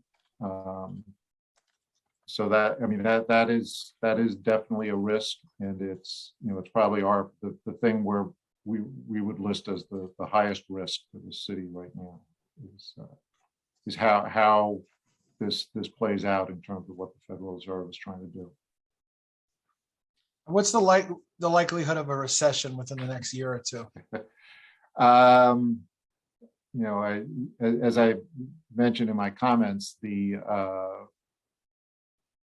firm that we start our economic forecast with, our macro forecast, has recently changed their projection to a 1 in 2 risk. So, which is extremely high. I guess that was actually our forecast was premised on conditions where they were assuming a 1 in 3 risk. I guess you'd have to say that that's becoming a pretty high risk position to be in. And how prepared do you think we are as a city Yeah. for the next few years as economic growth is expected to slow? The city has been building up reserves. I know there was a lot of discussion earlier in the day about the exact size of the reserves. I think there's an interesting discussion, not just about the sort of the short term, but long term, as the city looks to stabilize how it's using the rainy day fund. What is the exactly how much do you want to routinely save there? The controller's office has mentioned if you had 10% of the operating budget in reserve each year, you could you could expect to endure the first year to 18 months or so of a recession without, you could rely on those reserves for that. They've actually argued for putting in about, I think, 17%, which by their estimate would cover the full duration of a recession. When IBO has looked at issues around rainy day funds, we've tended to focus more on a reserve that would be sufficient to get you through a couple years. And that it's not that you don't need more money than that, but that couple years would give you enough to get to, to avoid having to immediately impose tax increases and immediately cut spending. You would have some time to work it out a little bit to see whether there would be federal assistance coming, whether there would be authority from the state to change taxes. These are, I don't think there's a simple right or wrong answer there, but I think it's very important that the city begin to think about this. I think the controller's recent report is quite useful in laying out the questions that have to be answered and suggesting how it gets set up. But, if given their estimates of what 1 to 2 years would take to get through, the city probably is close to that right now with its reserves, although it's a little messy and convoluted. There's some in the rainy day fund. We still count the retiree health trust fund as a reserve. There's the money in the general reserve. It's in various places. One of the advantages of the rainy day fund is presumably we could be more transparent on all of this. And what about inflation?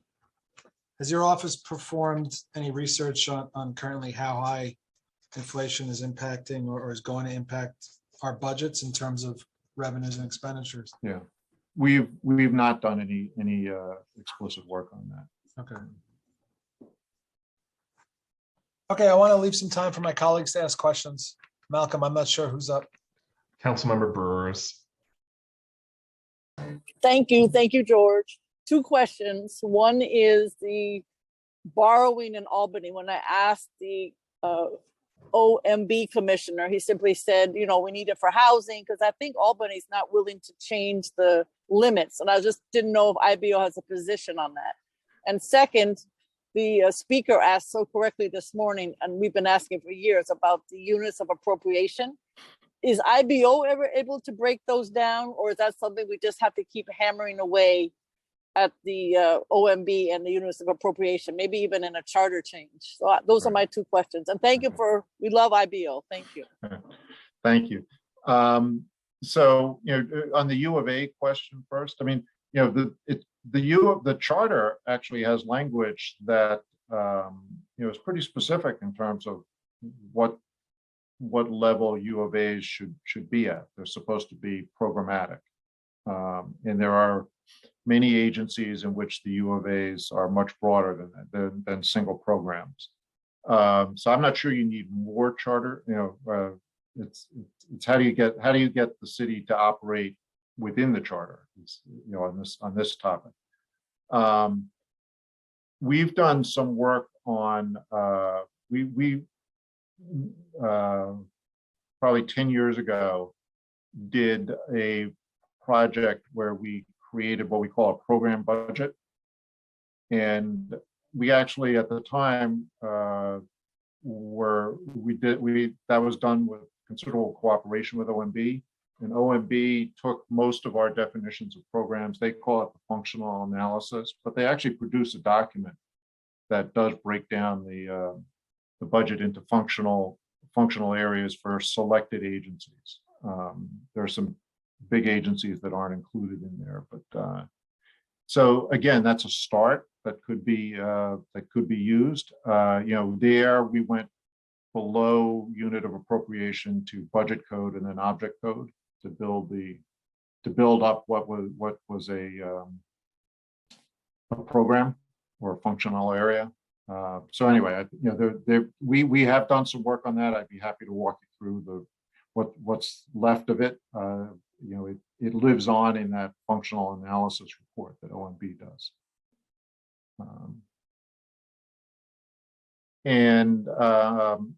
In terms of when you say the bar, you're referring to the debt limit.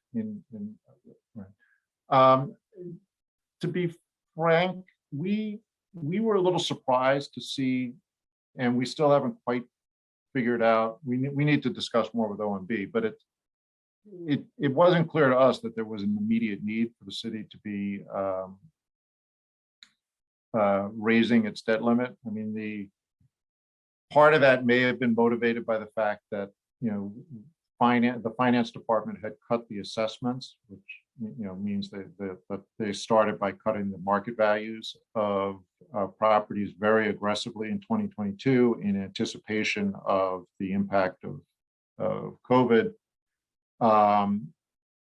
Notably for 2023, they've reversed not all of that, but they've reversed a significant share of those cuts. And so the sort of standard growth in property value that you expect in the city, has resumed it will be in effect for the 2023 assessment roll and 2023 tax bills. And our forecast assumes that values continue to grow, somewhat slower than they were during the 2010s pre-COVID, but that there is growth in the property tax and the market values, and that as that continues to grow, the borrowing limit goes up. So at the moment we didn't see it wasn't clear why there was this move for raising it. Thank you very much. Mm-hmm. Thank you, Councilmember Barron. Councilmember Brewer. A long day. Thank you. We're going to turn to Councilmember Sanchez. Is ready to say, and it's over. No, I promise, just a quick follow-up. So hi, George, good to see you. So just to follow up on your question, the line of conversation on the city's debt. So do you think, is it your assessment that the city could add $4 billion of investment to affordable housing capital without raising the debt limit? I don't know if we've tried to answer that specific question, carrying it forward every year. I mean, there's obviously a lot that could be done. If you were concerned about having the space for it, there are things that also could be done just in the city's capital plan in terms of the realism of when money would actually be used. So I think you'd want to look a little more comprehensively than just against the debt limit, but we've not done that. Thank you. And now I know who I'm calling on, Councilmember Barron.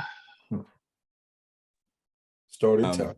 I just wanted to check all the numbers. Are your numbers, are you in agreement with OMB's numbers of 3.2 billion more than anticipated in terms of FY 2022 revenue, 6.3 billion in our reserve fund, and then another 2 billion, I think, for FY 2023. Are you in agreement with those revenue numbers? I'd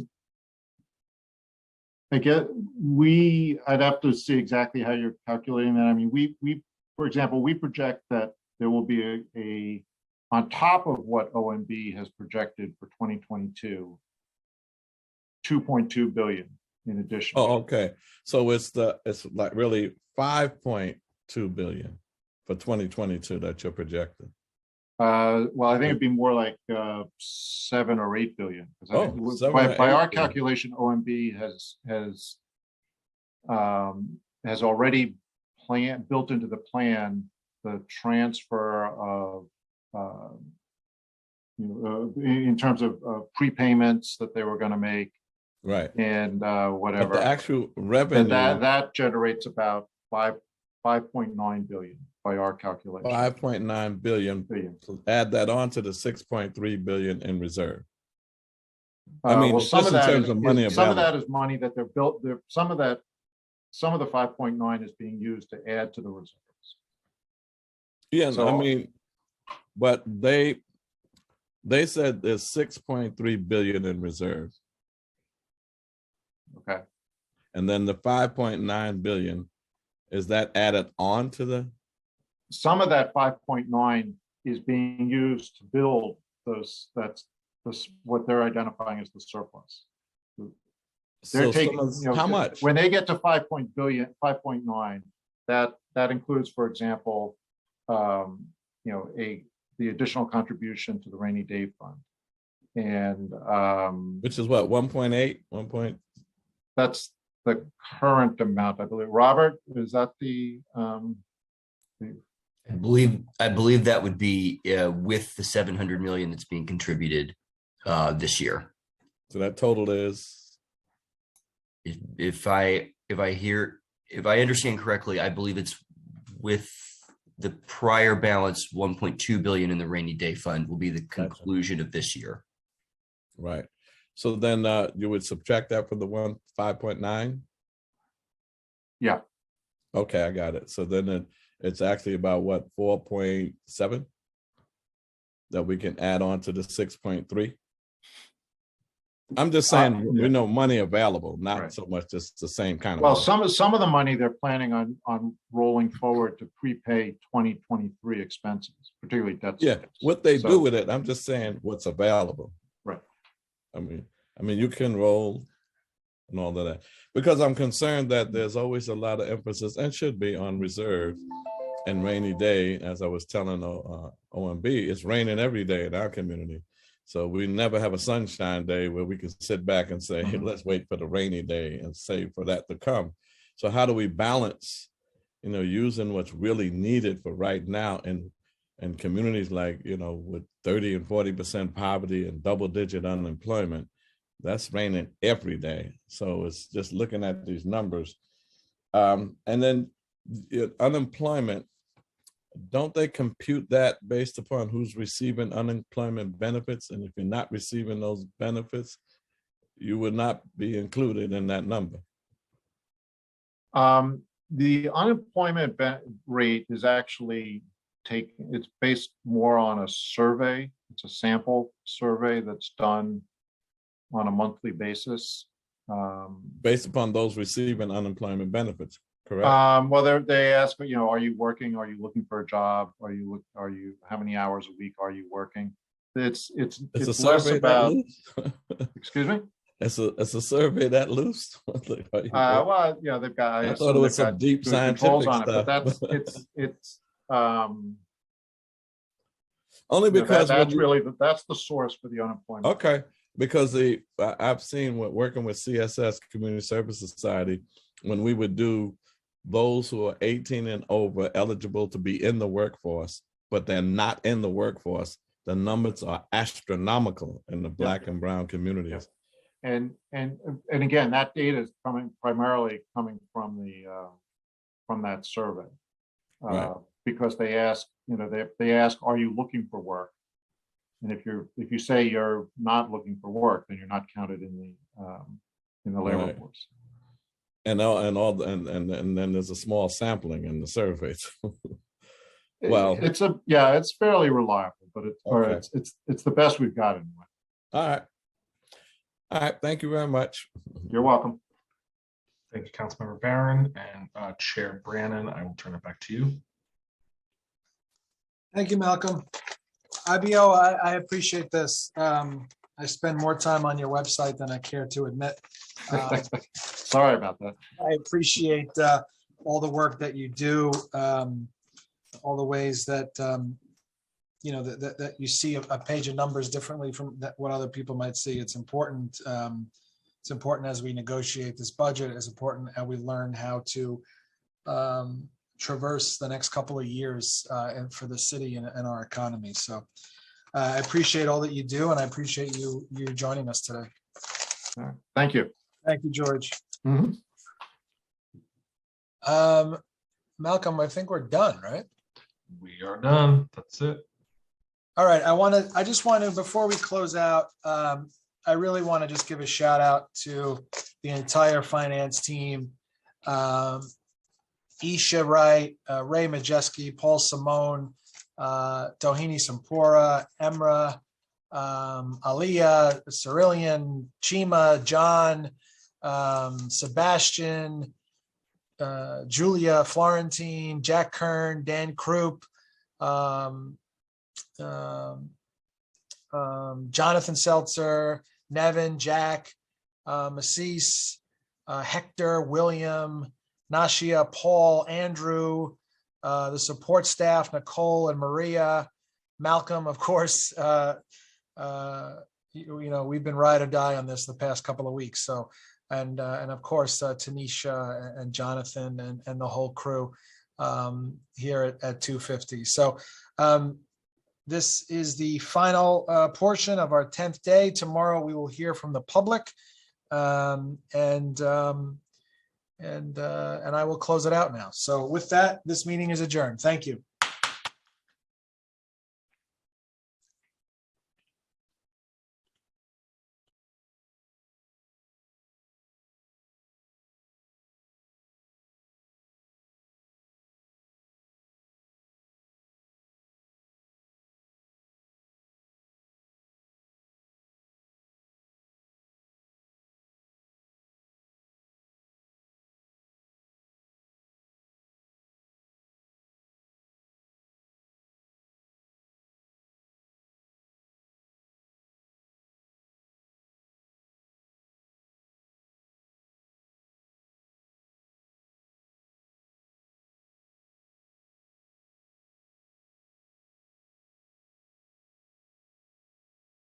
Give me 1 second. Okay, I'm going to end the live stream, guys.